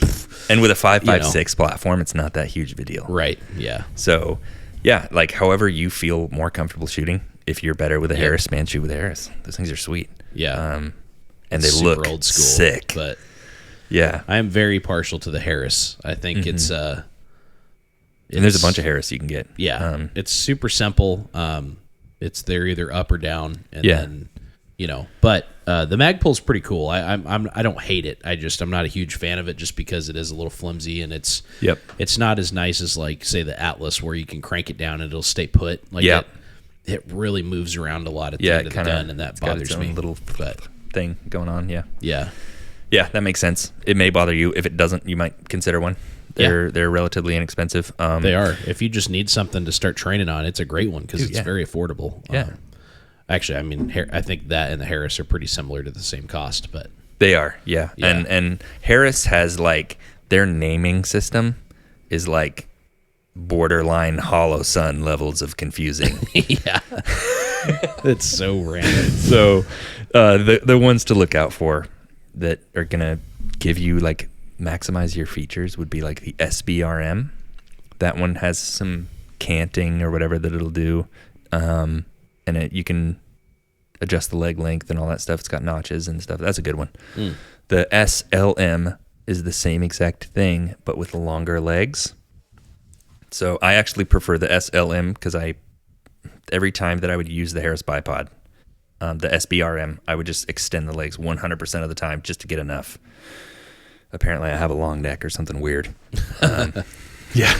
And so I just end up using the long one because then I'm like, well, now I don't have to always just extend it to max. I can still have some leeway. Yeah. And if you're shooting from like a seated position, it might be too big. Right. Yeah, we've spent way too much time on this. Let's see. Oh yeah, Atlas. They make they're kind of the gold standard for precision bipods. They make really, really good stuff. If you can swing one, and you feel like you might get usage out of it that you wouldn't get from other ones, go ahead and go for it. They're kind of spendy. But they're a little more spendy. If you're gonna get a Harris and then put a custom mount on the Harris and then like a pod lock like swivel like adjustment thing and everything. By the time you start spending all that money, you probably could have just gotten an Atlas. Yeah. So if you're gonna run a Harris, man, just run it. But if you're thinking about spending all that money, unless you just prefer the way that Harris's work, Yeah. you might want to look into just investing in the old Atlas. Yeah, it's pretty super cool. like low profile too, and seems very light. It is a little lighter. It sits a little closer to the gun, and it looks sick, which is the most important thing. We all know that. What about that Knight's Armament bipod? Dude, if you can find a Knight's Armament bipod, I want one so bad. message me. It's basically an Atlas. Yeah. But it's just Knight's Armament. I forgot to mention, there's actually, like for the first time ever, a Atlas bipod competitor coming to the market, made by Audaire. I think Whoa. I don't know if they're French or something. Sounds like it. They're Close enough. yeah, they're sold through MK Machining, I think. They make a lot of 3D printed parts, make really cool scope covers and all that stuff. They sell a lot of Audaire parts. I'm probably mispronouncing that, but it's French, so who cares? No, I'm just kidding. Thanks for helping us win the Revolutionary War, by the way. Yeah. They've been waiting for that. Thank you for so Yeah. long now. Yeah.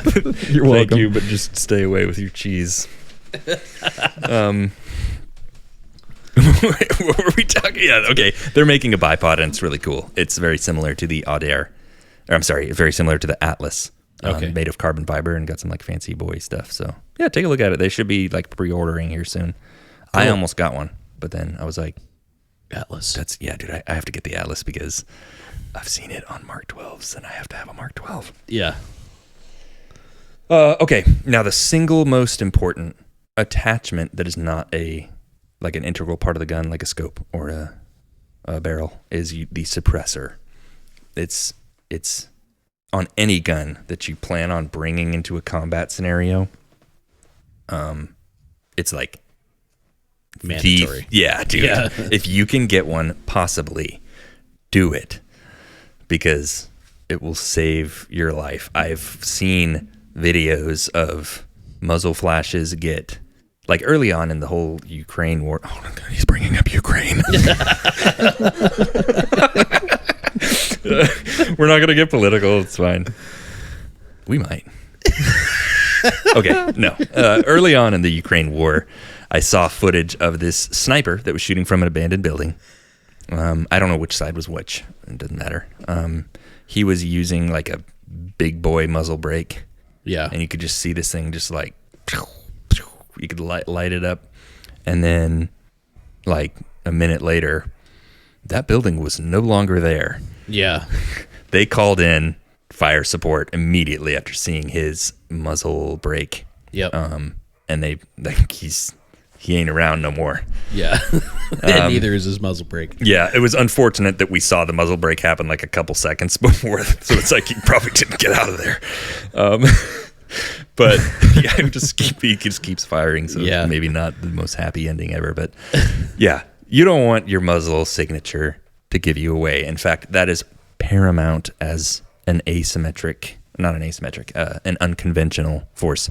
Don't be spotted. Your anonymity and the secretiveness of your location is like your most important asset, because it keeps a conventional force from being able to use their goodies, right? Yes. Which they have a lot of, and you don't. So yeah, suppressors, huge. It's good as a conventional force. It's imperative as an unconventional force if you can do it. Yep. So, like, don't get crazy about like decibel numbers. There are people about there that like get so into tuning their rifle, which is super sick for like improving the AR-15 and stuff. Like it's awesome that people are doing that. If you're building a rifle to go to war, you don't want to do that. You want to have a gun that's reliable. Yes. A little more gas is fine. Not worrying about how it sounds to the ear is fine. You want flash suppression and muzzle suppression, sound suppression. It's just enough to reduce it. I mean, people are going to hear your gunshot. If you're using a 5.56, you're never going to get rid of that supersonic crack unless you're using like 5 million grain bullets, like that thing we were talking about. And you don't want to get rid of the supersonic No. because that's what makes it lethal. So velocity kills. Yeah, and that supersonic crack to the human ear is extremely hard to locate. Oh, yeah. It just sounds like it's happening around you. It's just over your head. Yeah. And then you can't locate it. Like if you hear people shooting with suppressors, it's like you don't know where they're coming from. You just hear that someone's shooting. And that's fine. They can hear you're shooting. You just don't want them to know where you're shooting from. Yeah, and actually that's a good thing because it keeps your head pinned down. Exactly. You don't want to just be like bullets. They don't even know you're shooting that you're shooting at them. Yeah.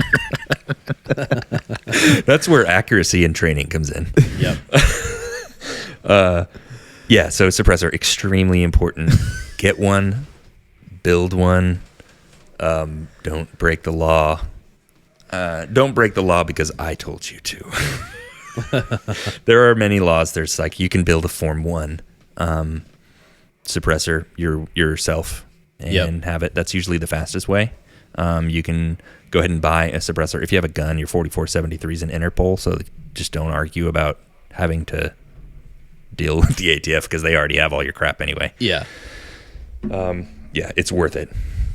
Absolutely. Invest in one. Yeah, none of that. I mean, if we actually get to the point where this stuff needs to be used, none of that really matters anyways. So exactly. Yeah. So, yeah, and I mean, we've talked about it. Steve and I have talked about this several times. I mean, we harped on it a lot in the NPR podcast, but a suppressor's just, it needs to just be part of it. Like it just is the way it is. Yep. Any recommendations on suppressors for this? Dude, yeah. So to be effective in the metrics that we've discussed, most suppressors are going to be adequate.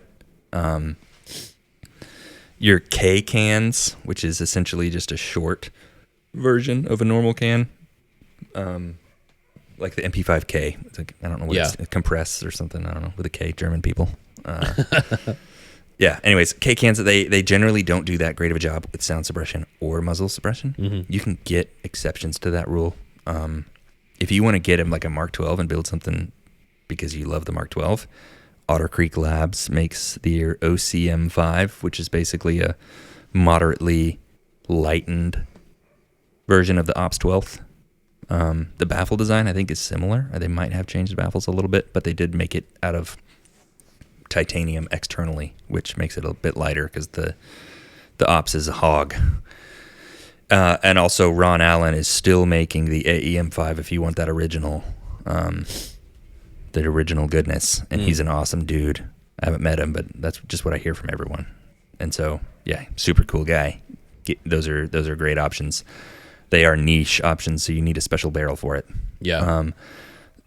Like, it's really hard to not mention the Surefire SOCOM RC2. Yeah. It's amazing. It's a great suppressor.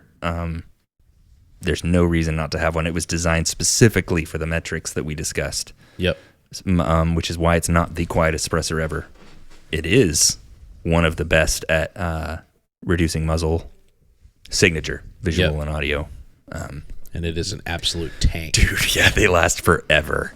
So that's one thing about suppressors. They get really hot, and a lot of powder and lead and abrasive elements get slammed on it a lot. And then, so it lends itself to erosion quickly.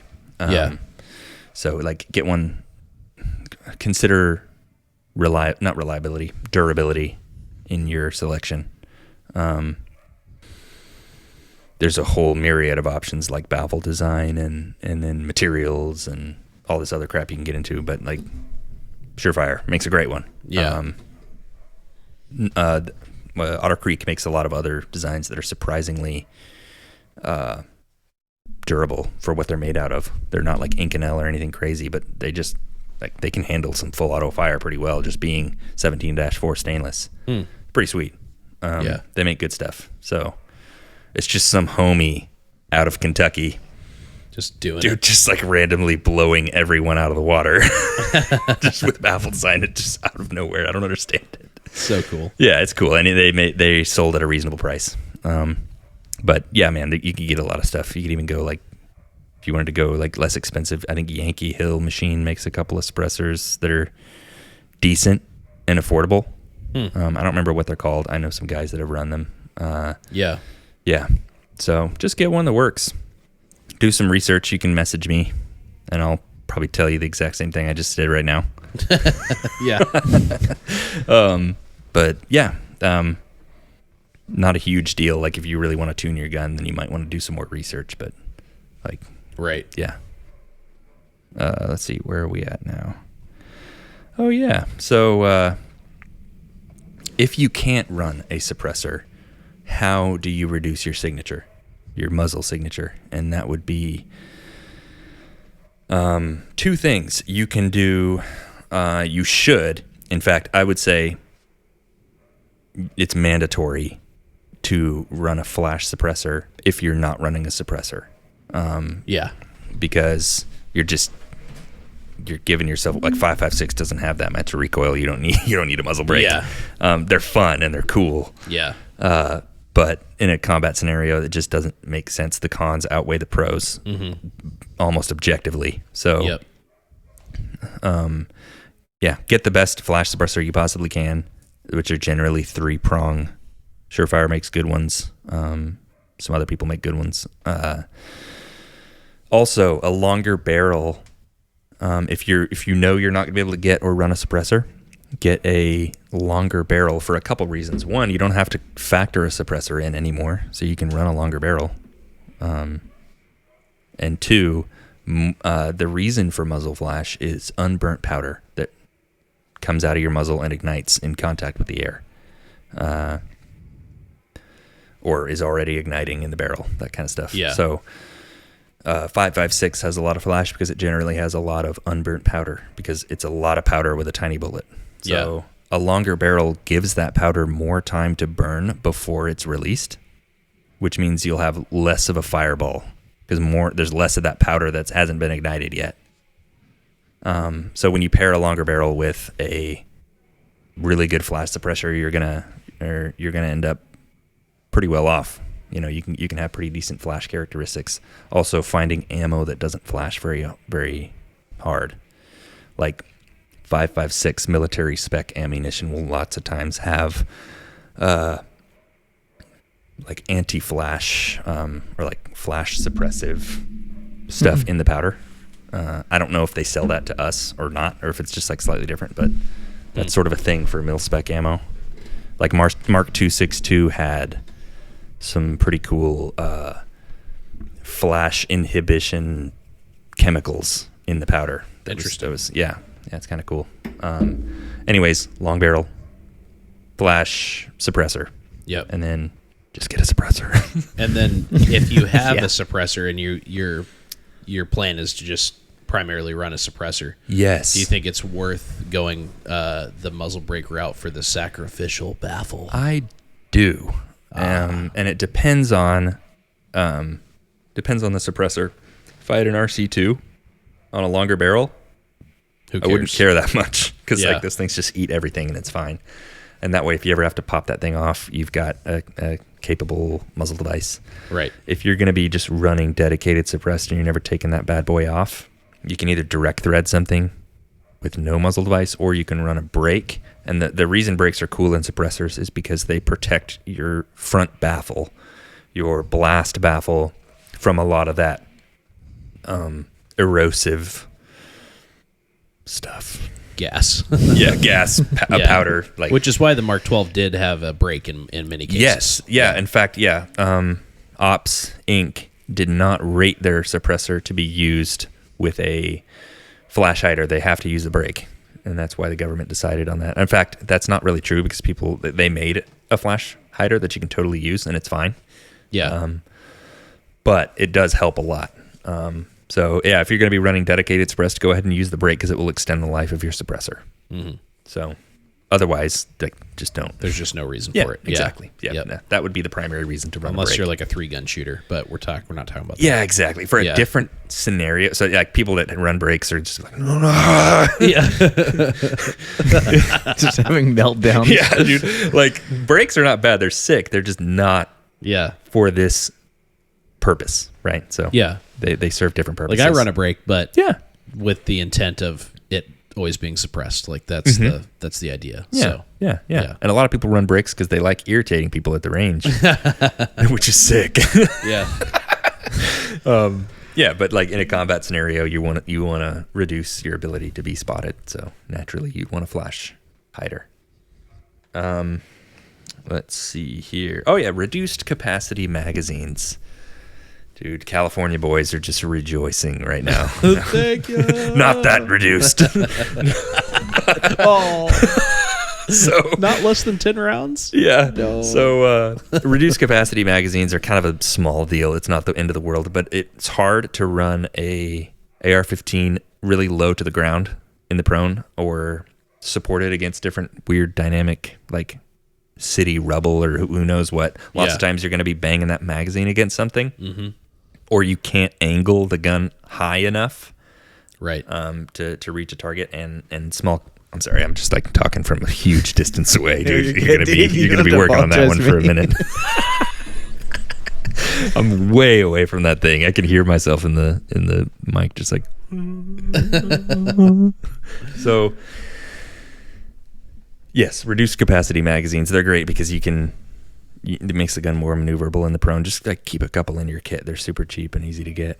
Yeah. You might as well have a few. The Mark 12s, they use 20 round magazines a lot. You can use 10 round magazines, whatever gives you that extra movability, maneuverability. They even make that 25 rounder, which is kind of cool. Dude, I have one. know. The Brown L's straight 25. It is. It's kind of sick. It's sick, but it's also kind of dumb. Pointless. Yeah. Like, it's probably got like the worst follower tilt I've ever seen. Oh, really? Yeah, dude. It's just like you can like almost turn it upside down in there with your finger. Somebody needs to make one that's just super reliable. That'd be cool. I haven't had any reliability issues, but it looks like I would have a lot if I used it a bunch. Yeah. Also, it doesn't fit very well in my magwell. It fits in one of them, and then it's also a very thick steel instead of aluminum. Okay. So the magazine is like, it's heavy. Yeah. It's just a chungus. And the reason it has all that follower tilt is because of the dimensions of 5.56. That's why you have this weird angle on your like 20 round magazines. Yeah. Right here is because when you get to 20, the rounds have like the weird taper on the rounds have made it angled. And that when you get to 25, that taper is pretty significant. So Right. yeah, you kind of have to have that weird tilting follower, but anyways, That makes sense. super specific information on a $50 single magazine. Thanks for listening. It carries 5 less rounds. Yeah, don't worry about that one. Just get Yeah. just get a 20 round. Okay, and then use match grade ammunition because it will like if you're shooting crap ammo like Winchester white box. I hate Winchester white box so much. I've gotten like 4 MOA groups out of a stainless barrel. Oh, no, dude. Like, it's insane. How do you make ammo like that? I don't know, dude. Like, it's good for practice. Yeah. About some things. But anyways, for... Practicing what? Because Just I don't know, dude. just Like, shooting on the flat absolute range. point shooting at 3 yards. Yeah. Who knows where that bad boy going? Anyways, quality ammunition, anywhere from 69 grains out to like... Nice. Up to like 77. Just to experiment, find out what your barrel likes, find out what you like, what your wallet likes. Yeah. There's probably none of these. And probably not this entire podcast. Yeah, dude. Just invest more in ammo than you would in quality ammo than you would with a normal general purpose, multi-purpose rifle because it matters. Yeah. You're going to shoot crap groups out of a nice barrel if you're using crap ammunition. So basically you're trying to raise the standard of every single component of this gun in terms of accuracy. And if you leave one of those, you might as well have not done any of it. So like, Right. You know, if you're like, I have this perfect, incredible chamber, like massively like accurate barrel and all this crazy stuff, and I'm putting in 55 Tula. grain. Yeah. It's going to shoot like Tula does. Yeah. So It's kind of all or nothing. yeah, exactly. So raise everything to the standard of accuracy, and then you will reap the benefits. Yep. So yeah, keep that in mind. And then the most important thing is develop a dope chart for this gun. Oh, dude. Yeah. We made it. Yes, we're here.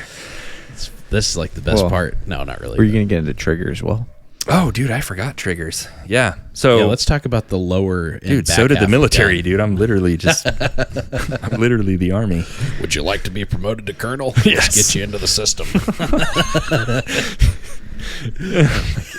Okay, so You make half decisions. I don't know what to say. I'm sweating. Don't say anything. Stand at parade arrest and accept this promotion. I don't know what parade arrest is. Exactly. So, All right. triggers. It's there's no reason to not have a good trigger because they're so easy to get. Like They are a so cheap easy to match get grade trigger. Yeah, like I'm running Reliable yeah match grade triggers. Yeah. And I've been just plugging Centurion this whole episode, and I'm about to do it again. Plug it. Their Centurion AST 2-stage match trigger is awesome. Is that what this is? Yep, that's what I have I'm on going it. to try it. Dude, give it a little, just ghost that trigger, baby. I'm going to clear this rifle even though I already know. It's all good. But Point it directly at me. No, I'm just kidding. All right, let's see. I think it's about a 4.5 pound. Let's do this together. 2-stage. You got first one's 2 to 2.5, second one's 2 to 2.5.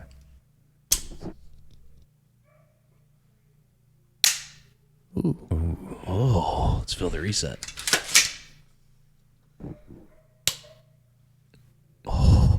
You can hear how nice that is. Not. No, it's honestly really nice. I've never tried their trigger before, so Yeah, I just dude, wanted to less try than it really $100. quick. What? Yeah. You can get like 90% of what a Geisley is. That felt really good. Yeah. And I've actually felt a trigger that was like, that specific trigger was even nicer than mine. Maybe mine's not quite worn in yet. Who knows? But the LaRue, I think it's an MBT. We're checking off all the boxes today. We're checking off all the boxes, We've dude. talked about Geisley and Yeah, LaRue. Bill, Mark LaRue. Whoa. Can we just take a second? 2-round group zeros. Yeah, let's do it. Can we just take a second to just go onto LaRue's Instagram right now and tell me what he just released? Okay, let me see. I'm scared. Do you already know? You're gonna, yeah. Okay. I've been making fun of it for like 2 days straight. Yes. Oh no, he might be shadow banned, dude. Yeah, I'm sure he is. Just a moment of silence. Yeah, to, we can there it cut is. Mark. that out. No, we won't cut it out. It's We good want for to hear everyone. me breathing. Yeah. Is this it? This What is that? What is this? CNC machine set. Dude, C note. this is What am I looking a at? $100 way to use your entire upper receiver to mount like Glock irons. What? No, it's not. I think he's been trapped in his machine shop for like 20 years and he's slowly descending into madness. Our CNC machining setups are tune in and rocket. Wait, hold on.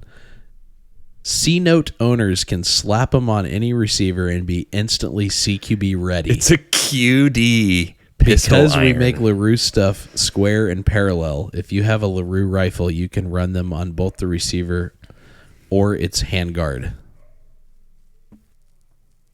What? You ever looked through your red dot and thought, man, I wish this was the irons that came stock on my Glock 19. Oh, dude, it's Do I have a product for you? Dude, is it a joke? oh. Is it? He's no. It's serious, dude. Listen to the comments. He's talking about like just scenarios that I've just The LaRue C-Note iron sight is a one-piece 1911 style iron sight for your railed weapons. It's different. It looks different, and we know that because it is different, not like anything else on the marketplace right now. It comes without needing to be sighted in. You just slap it on the rail and go. It's not Oh, dude, we're done with that. Okay. just zero your your irons. Please. So sick, dude. Yeah. I'm going to get blocked and sued. Oh, man. Okay, that's interesting. But they do make good triggers, though. Yeah, dude, we can cut all that out. No, They make a lot of excellent products. okay. Now that we've just got done slandering them. I feel like I'm entitled to make fun of that. It's funny. Okay. I don't feel bad. Oh, man. Because they make excellent stuff. They make great rails. They make, like, he's just dominated the G-Watt market for, like, 2 decades. Yeah. They have, dude. So he can And afford to make they've whatever actually he made wants. some pretty cool rifles. I would like still buy the their 7.62 OBR. Oh, the It's OBR sick. is super sick. And a lot of guys would actually, even on the M110 SAS, they would swap uppers with a LaRue. This is like unofficial knowledge I've gotten from other people, so it could be totally wrong. No, I've heard this too. Yeah. Yeah. So the M110 did have some issues with tolerances, like it was kind of loose, and that led to some like accuracy issues and some maybe not accuracy issues, but it led to some issues with the gun, and a lot of people would swap it out for LaRue uppers because he makes some pretty sick, like match grade stuff. Yeah. He also makes a great trigger, the MBT. It's probably the nicest sub $100 trigger I've ever pulled in my life. Nice. Which might not Is it even also be that 2-stage? extensive, but yes, it is a 2-stage. I'm a huge fan of 2-stage for ARs. Me too. Again, that's preference. There's some really good single stage. I question the reliability, but Timney actually makes some pretty good single stage triggers. Generating from like the competition 3-gun market. Yep. They have some pretty sick triggers that they developed for that. You can't that work talk about AR triggers without mentioning Geisley. I mean, Absolutely. the Geisley triggers are just super solid and, Old they're Bill. robust. Bill has been making some triggers, and it's actually They're actually it's incredible what they've done with triggers. and but they put them in the real Mark 12. Yeah. Along with the Knights Armament, which like obviously they're going to put Knights Armament in it because they just want to flex on us. yeah. If you can get a Knights Armament 2-stage, that'd be pretty sweet. Actually, sell it to me. I mean, I have one. I know you have one. I'm not going to sell it to you though. Stop it. Silence. I will say that the Knights Armament trigger is extremely similar to, like, it's cool, it's Knights Armament or whatever, but I know. I always think that you have a Geisley. yeah, and I it's remember that you have almost identical to Yeah. how the Geisley feels. It's actually I've heard from people that some of the pull weights on the Knights Armament is a little bit lighter. It's like 4.2 pounds or something, Yeah. but that's negligible. And then Geisley makes the enhanced, which I think is 3.5. So Yeah. you Yeah, can exactly. You can get super light. if The you world want. of triggers is just inundated with really nice match grade triggers. I tend to not move towards like cassette style triggers, yeah. which are like completely drop in. That's just because it's not my preference. I've owned like I think it's a CMC 2-stage. Yeah, I think the Timneys are like that too. They're like A full, lot of match straight, like Yeah. JP and stuff. They make those. Yep. Those are, they may not all be equal, obviously, but dude, I'm trying really hard to move this thing around properly. You're good. You're good, man. It won't pick up any of that noise. Am I making noises? No, I'm just saying, like moving it around. Oh, it is going. All right. Yeah, it'll get after it. Sick. Yeah, triggers, cassettes. Find one. Like you can use a cassette if you want. It's not my thing. Yeah. And like the whole reason, like I was on these like trying to look at forums back when I was super early in my like building AR-15s process or like journey, and I had just read by like the 7 people that are still on AR15.com that are like the AR-15 triggers are so hard to install, like it's impossible to do without like specialized tools, and that's why these cassette triggers exist. And I was like, oh no, dude, I can't. Like I don't want to ruin couldn't my. be further from the truth. Dude, it's so easy. It's so easy. It was easier than trying to align the holes. Yeah. On my cassette trigger. Yeah. You can, like, if you're scared about putting triggers in properly, as long as you figure out which way's upside down on the springs, Yep. you're done. Yep. Yeah, and even if you put them in upside down, it kind of like it works. It Sometimes still works. you Your might get pins like will just walk out. yeah, your pins will walk out. Yeah. Yeah. So don't shy away from triggers that you have to actually install because they're super easy. They are. Yeah. And that's part of understanding your platform. I think the more you work on and set up your platform and specialize it and make it to you, the better, like the more mastery you're going to have around that system. Yeah, exactly. Yeah. It's important to understand. Like I say this all the time to like students and stuff. And, you know, like if you're doing basic handgun or whatever, it's like we start with explaining the handgun thoroughly because the more you understand how everything functions and works and mechanically, you know, operates, the better you're going to understand what's happening if something's wrong or you're not getting the result you wanted. Yeah. And even further into that, you're not going to use it incorrectly, unintentionally. So it just goes into that. I think exactly. Understanding your trigger, like if something weird's going on with your trigger, it's like, you know, if you're intimately familiar with how it works and where all the pieces are, what they each do, you're going to easily be able to troubleshoot like, oh, well, this, you know, it's because my spring isn't resting on my pin, so my pin's walking out. Or a primer popped in there and it's getting stuck. Yep. Yeah. My second stage is hung up or whatever, you know. So yeah, absolutely. And like building guns is a great way to get intimately involved or intimately familiar with your platform, like the AR-15. It's like playing Legos, dude. It's so much fun. Big boy Legos. I built just about every single one of my guns I built on an old cabinet door that I found in the backyard of the house I was renting, and a C-clamp from Stanley. Nice. It was just the most ghetto, but it worked. I was able to build effective guns, so you don't have to worry about having a machine shop if you're going to be building an AR. Yeah, like, you can do very it true. easily. I have a wealth of knowledge in ways to do things that are super ghetto. So, yeah. Just hit me up if you got any questions. I'm happy to help in any way I can. I'm not doing anything at work, so I'll be able to message you. Do you want to talk at all about the stock? Yeah, actually, the stock is not super important. It's based around your preference. However, with these higher magnification optics, your cheek weld becomes more important. Depending on some things are really forgiving, some are not. Having a good cheek weld is actually really important because of like parallax and how scopes work. If you're not centered behind it, you can end up having some weird deviations in your reticle versus your point of aim versus point of impact. Right.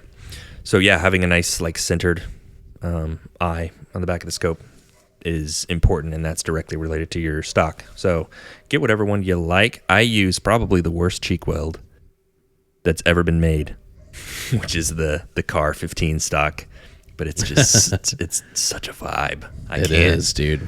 And like the scopes that I use, it doesn't really matter. Like if you just train with it, it'd be fine. I keep checking it out. It's caught me looking at it a couple times. Yeah, it's like objective. Like there's just absolutely no tangible reason to use a Car 15 stock, but it looks so cool, especially with like a John Mason pad that's been zip tied to it because it doesn't actually stay on. The old SOP mod stock's hard to beat. The SOP mod is like so comfortable. Yeah.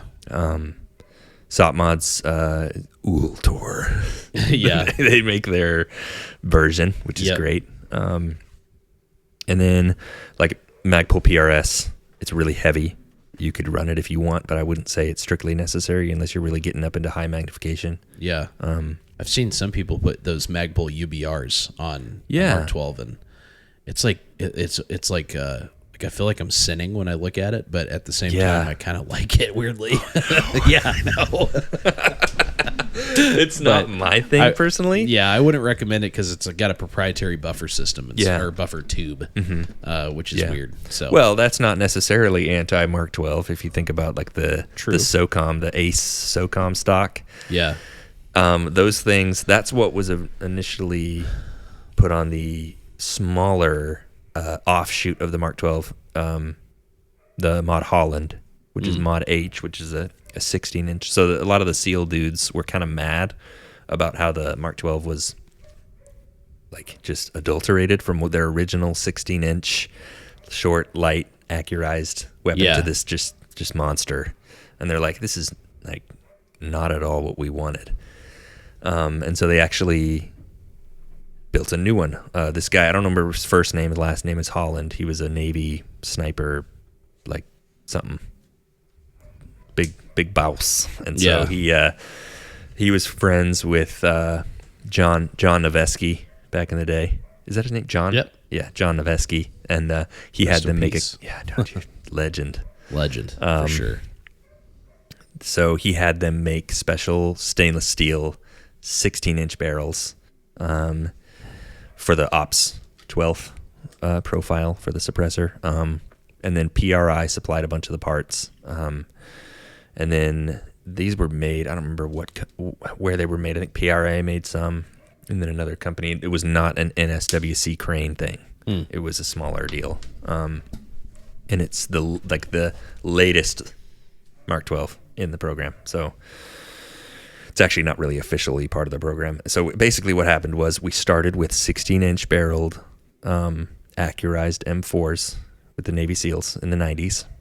And then the Army and Navy took that and they're like, we're going to make the Mark 12. And so they make the Mark 12 Mod 0 and Mod 1, which is just slight variations between the two. And then later they're like, we need to return. Yeah. And so Holland made a 16-inch barrel, lightweight rel. That's not true.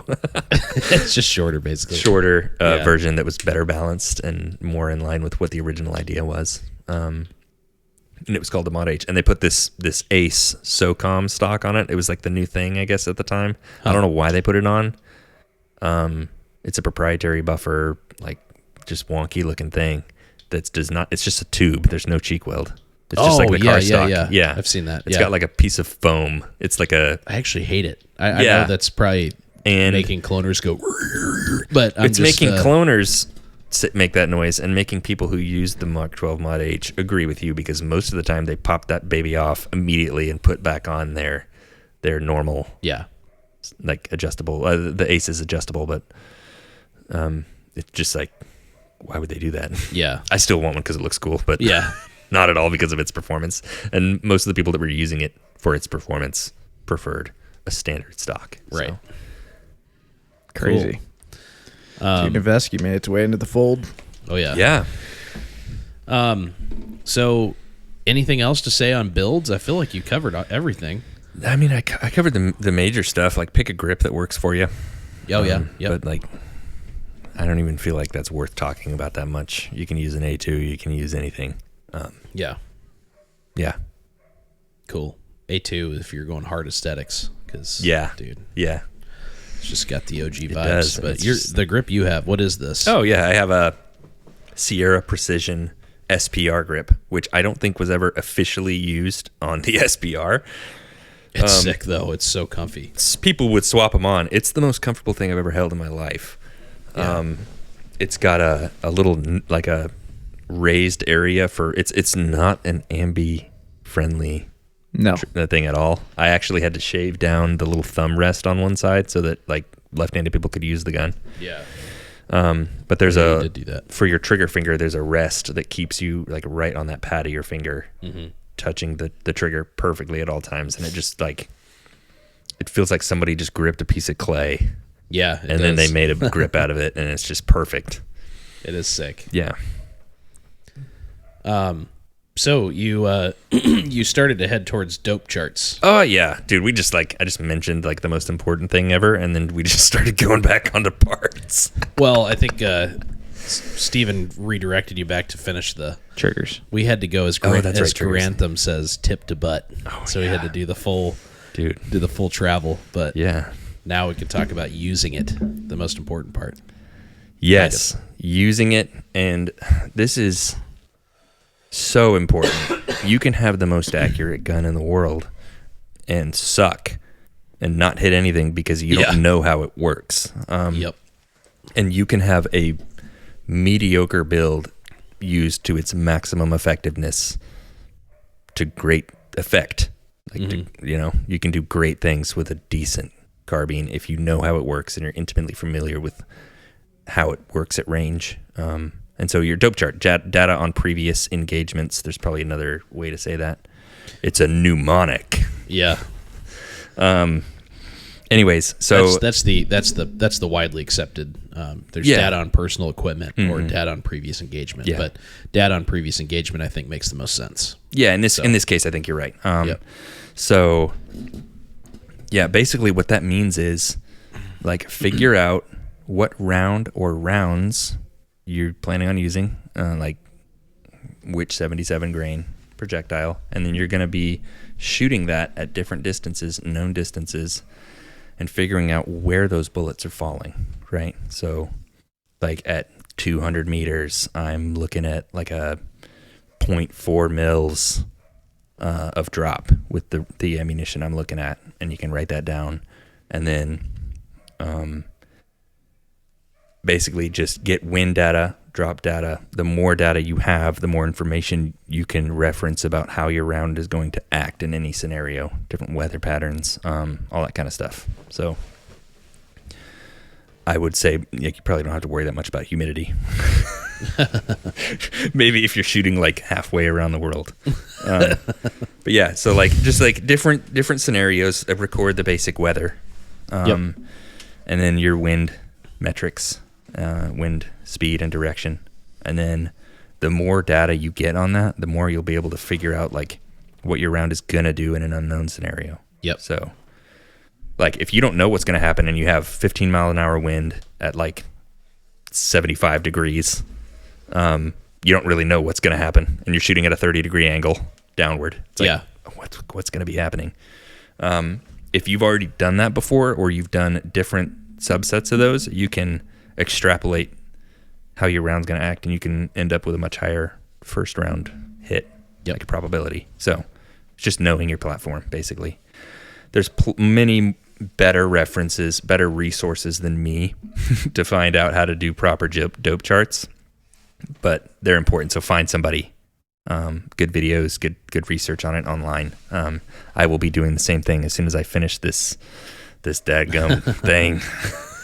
Yeah, I mean, you explained it pretty good. It's something I've done a lot, so we might do we've referenced it in a lot of episodes, but it might be worth doing a full Post podcast or post on it. Yeah, I definitely some more visual learner kind of thing. Yeah, but exactly what you just said. I mean, you're recording all the information that you can, really, and your bullet type 100% matters, so you need to have a separate chart for 77 grain than you do from 73 grain if you're running different ammo types. If you've got your buddy's ammo and it's like 55 grain, have data for that, because that's the whole point of having ammo and magazine compatibility. Your buddy can throw you a mag of 55 grain, and you've got a dope chart for it. Yeah, so if you've stocked up a bunch of M855 green tip 62 grain stuff, then definitely run that through your gun and know what it's going to do.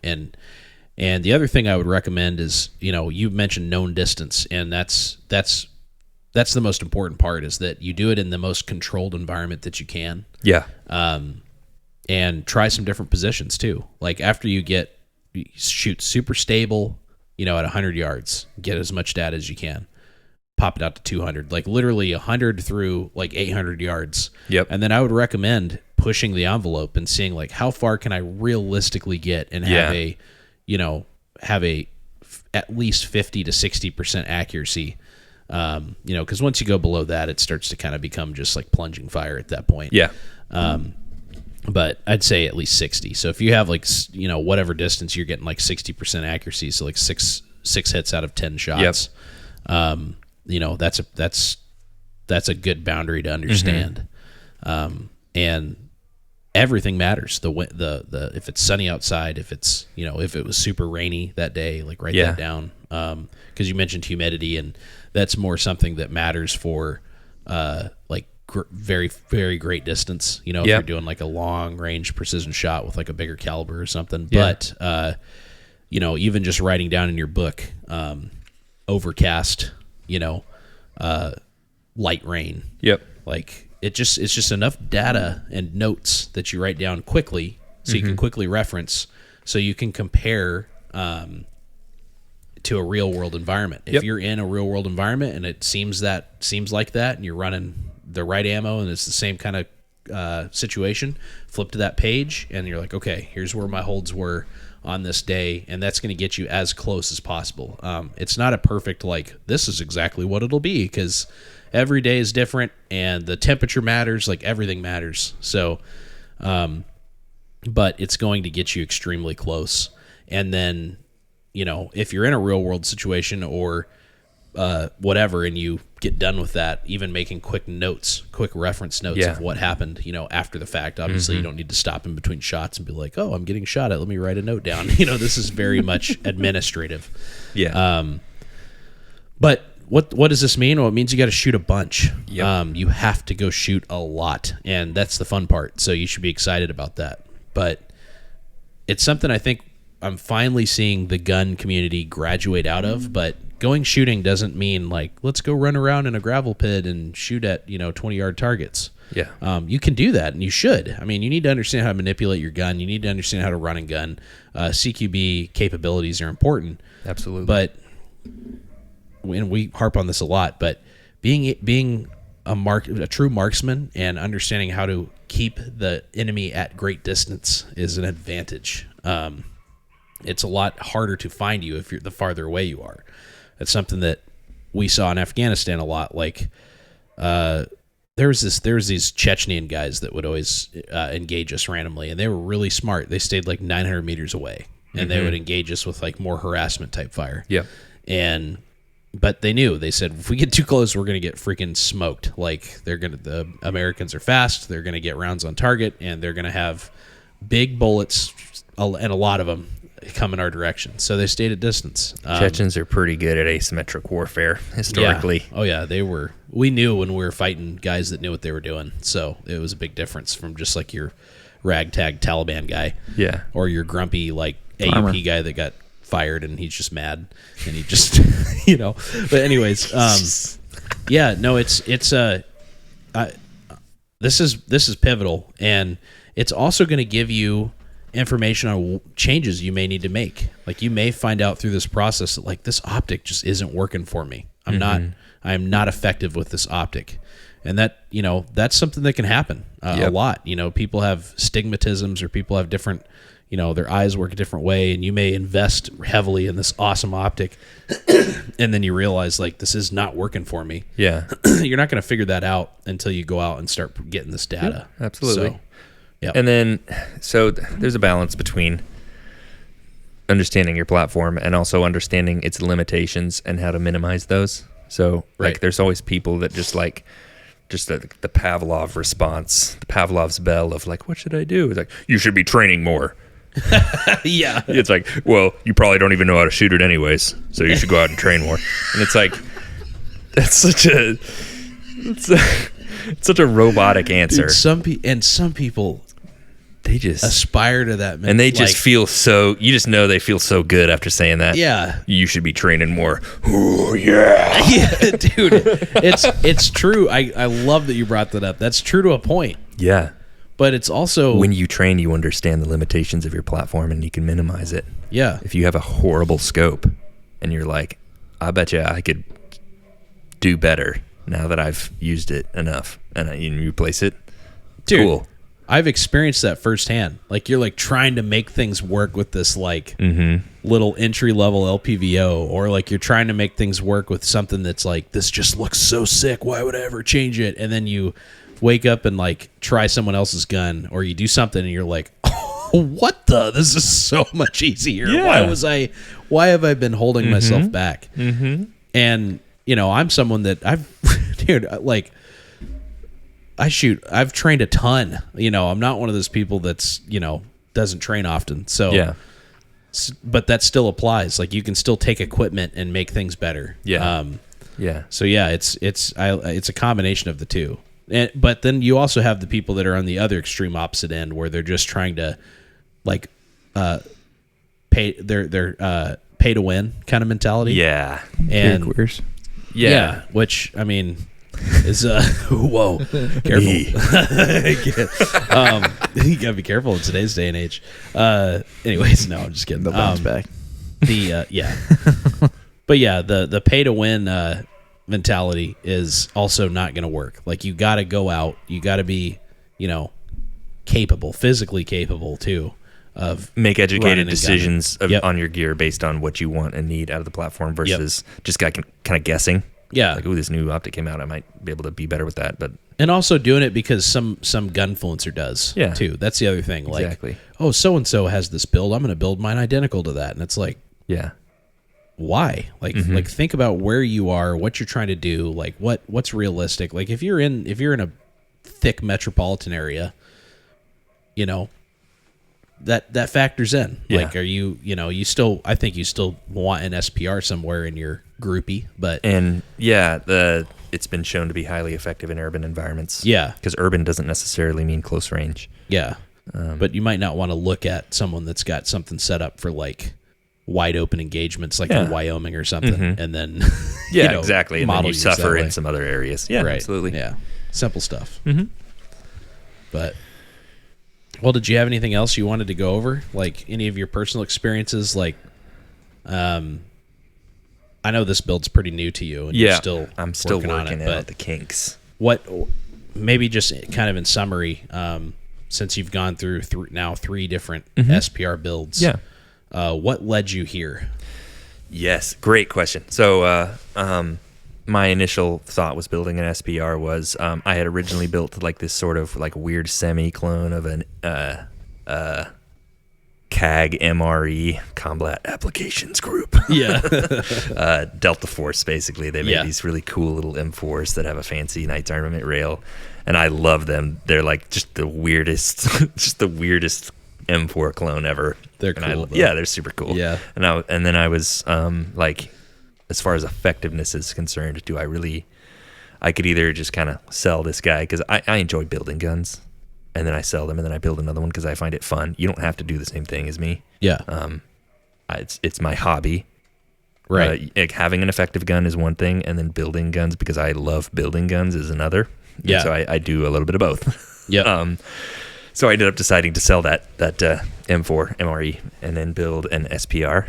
And that's probably like the most effective one that I built was the first one, because it was lightweight.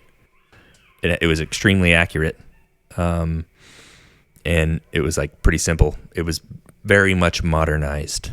Not at all Mark 12. It's just like vaguely reminiscent because it has the same length barrel. And then, dude, the thing was sweet, but I was like, I can't live without a Mark 12. And so I ended up selling that and building myself a Mark 12 because I like to build guns, not because I think it's more effective. Yeah. I built that and I had a great time. It was the sickest gun ever. And then I was like, I was about to build another rifle, because the Mark 12 Mod 0 is kind of a hog, and I'm like, what if I kind of want, another gun to play around with that's a little shorter, a little more of an MPR type deal. And then I was like, I'll just sell it. And so, and then I was like, I love the Mark 12 so much, I want to carry it forever. And so I just sold my my Mark 12 Mod 0 for fun again because I wanted a shorty. The natural evolution of most people that build Mark 12s is they build a Mark 12 Mod 0. They carry it around for a while, and then they build a Mark 12 Mod H. Like a lot of the time. Some guys are fond of the 18-inch Mod 0, and that's super cool. I was not one of those. I was like, man, I want something a little shorter and a little more balanced, I'll say. Yeah. And so I found this. In fact, the entire upper, this is the first upper receiver that I've ever bought and didn't build from scratch. It was from Thoroughbred Armament. Super sweet. They turn their own barrels, I think, or at least they have their own barrels contracted from someone. Really nice. You can get a lot of Mark 12s through them. It's pretty sweet, but I love it. It's like a 15.1 inch. Just, it gives you the vibe of the Mark 12, but it works in a bunch of different scenarios. It sort of captures that essence of what the Mark 12 was originally supposed to be. Yep. But it gives and you it's some personalized for me. Right. And it's awesome. And I love it. Yeah, it is. I love it too. So it gives you some of those like modern, I guess, characteristics. Quality of life changes. Yeah. My scope is not the Mark IV. It's not anything because it's in the shop. What is your scope? So I settled on, I used a bunch I settled on, and I used a bunch of different ones that I would still recommend. I like switching stuff around. Yeah, people make fun of me for it, rightfully so. It's a good way to get me. experience really fast. I get a lot of experience with a bunch of different stuff because I just like sell it and shoot it and sell it and do all kinds of stuff. But anyways, I settled on what's really this time I'm going to keep it. I've said that for every single thing. I have a Night Force NXS 2.5 to 10 by 42. It's the kind of the most modern application. They've been making 2.5 to 10s for a long time. Mm-hmm. Their 2.5 to 10 by 24 and their 2.5 to 10 by 32 are both clone correct optics for certain Mark 12s. The 42 was made after the Mark 12 program, and it just kind of is a little quality of life improvement over it. It's super sick. Mine had some weird factory defect that I'd never heard of before. It's just like my diopter adjustment and my parallax were like not overlapping at all. Like I could either focus the reticle or I could focus the target around me or the view, and I could never do both. So not gonna work. Yeah, they're doing warranty stuff on it, so they got a great warranty. I don't know what's going on. I bought it used, so it could have been someone that messed with it. But yeah, that's a little bit higher end. You can go fancier if you want, but it's kind of on the high end. You definitely don't have to do that. A lot of people will glass snob, like hardcore. Like you have to have like super HD glass to be effective, and like that's not true at all. Yeah. To be combat effective, you don't need that. You might want that because it lends itself well to being able to see things more clearly and see things in different lighting environments. It also will generally be more robust because like those quality of life changes generally comes with a more robust design, I guess. Like higher end scopes generally last a long time. Depends on which one, unless it's like Steiner. Yeah. I'm just kidding. Some Steiner scopes are pretty sick. Yeah. But they got a bad rap for kind of falling apart. Yeah. Anyways, yeah. Robustness and glass quality, reticle quality, and price point are what you're going to look for. So, yeah. As far as like getting a cheap one, like Primary Arms makes some pretty cool stuff, and they have some crazy sick reticles. Their reticles are insanely good. Mm-hmm. Really well thought out. And for some reason, they're just like indestructible. I don't understand how they do it. You can dude, beat the heck out of a lot of their scopes, and they work. They seem tougher than like Vortex. Yeah, dude, just crazy. I know. So like if you're on a budget, that might be a good place to start looking. Especially for just getting out there and starting to be able to learn. Exactly. Yeah. Like because optics can be a bar to entry because man, it's the single most expensive piece of your gun most of the time. Yeah. If you don't, unless you're talking about a suppressor, and then they're probably similar. Yeah, but usually, even still, your optic, if it's a higher end one, it's going to be more than a suppressor. So, yeah, cool. So yeah, this is a good looking build. It's pretty awesome. I would. Do you think you're? do you think you're going to stick with this, or do you see yourself parting with it? 100%. I'm never going to sell this.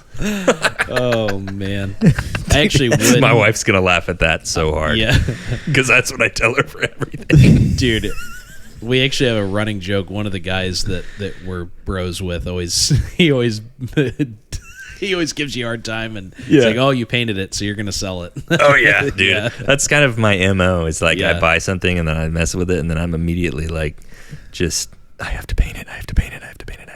Yeah. And then I paint it, and I'm like, I gotta sell it. I gotta strip this thing off. It gives me a lot of experience in stripping paint. So, for sure. Yeah. I mean, I would recommend professional stripper. This does look like you've got a really well-balanced build here, though. It looks like you've got all the benefits you want out of a Mark 12 SPR. Yeah. It's got some old flair to it, but it's got some newer kind of thought process behind it. And it serves my purposes really well so far. Yeah. I have more to get into it, but I'm a big fan. Yeah. But, yeah, I would say if you want to build something else, set this aside and keep it and then start. Dude, No, you'll be the know. first one I call when I decide to set. I mean, if. Whoa! I mean, There's a Freudian slip. No, I'm just kidding. Oh man. Well, anything else that anybody wants to add before we wrap this bad boy up? Dude, I've pretty Put much a bow gone on through it? my notes. Dude. And then some. Well, thank you for joining us. It was a blast. Dude, honestly. absolutely. It was This was a fun time. one. I learned a lot. So it's very cool to talk about this. This is something we're probably going to do with the variety of specific platforms you may want to consider building for yourself and or a team. So Absolutely. this one, because I think it's so it lends itself so well to that overall kind of Minuteman non-conventional warfare thought process. That's why it's the first one we wanted to talk about. It's near and dear to all of our hearts, I think, as well. So if you're not following Mr. Brown Rocket Actual on Instagram, It might be in your best interest to keep it that way. yeah, no, go give him a follow. His story is worth it. He has random memes that will just show up and It's just a professional meme stealer and reposter. yeah, you make some too though. You've had I some make every now and that then. run the gauntlet. Yeah. I've seen the Dark Brandon memes out there quite a bit. Oh man. Well, we'll have to have you back on sometime. 'Cause Dude, this is a absolutely. blast. I'd love to. But yeah, you got anything, Steven? Got anything for the road? No. No, I don't. It's like the first time we've heard him in a minute. Dude, I just sat here and listened, man. I didn't have anything to add. Redacted. Pretty much carrying it. So Oh, man. thanks for Redacted. Dude, absolutely. Oh. Cue the music.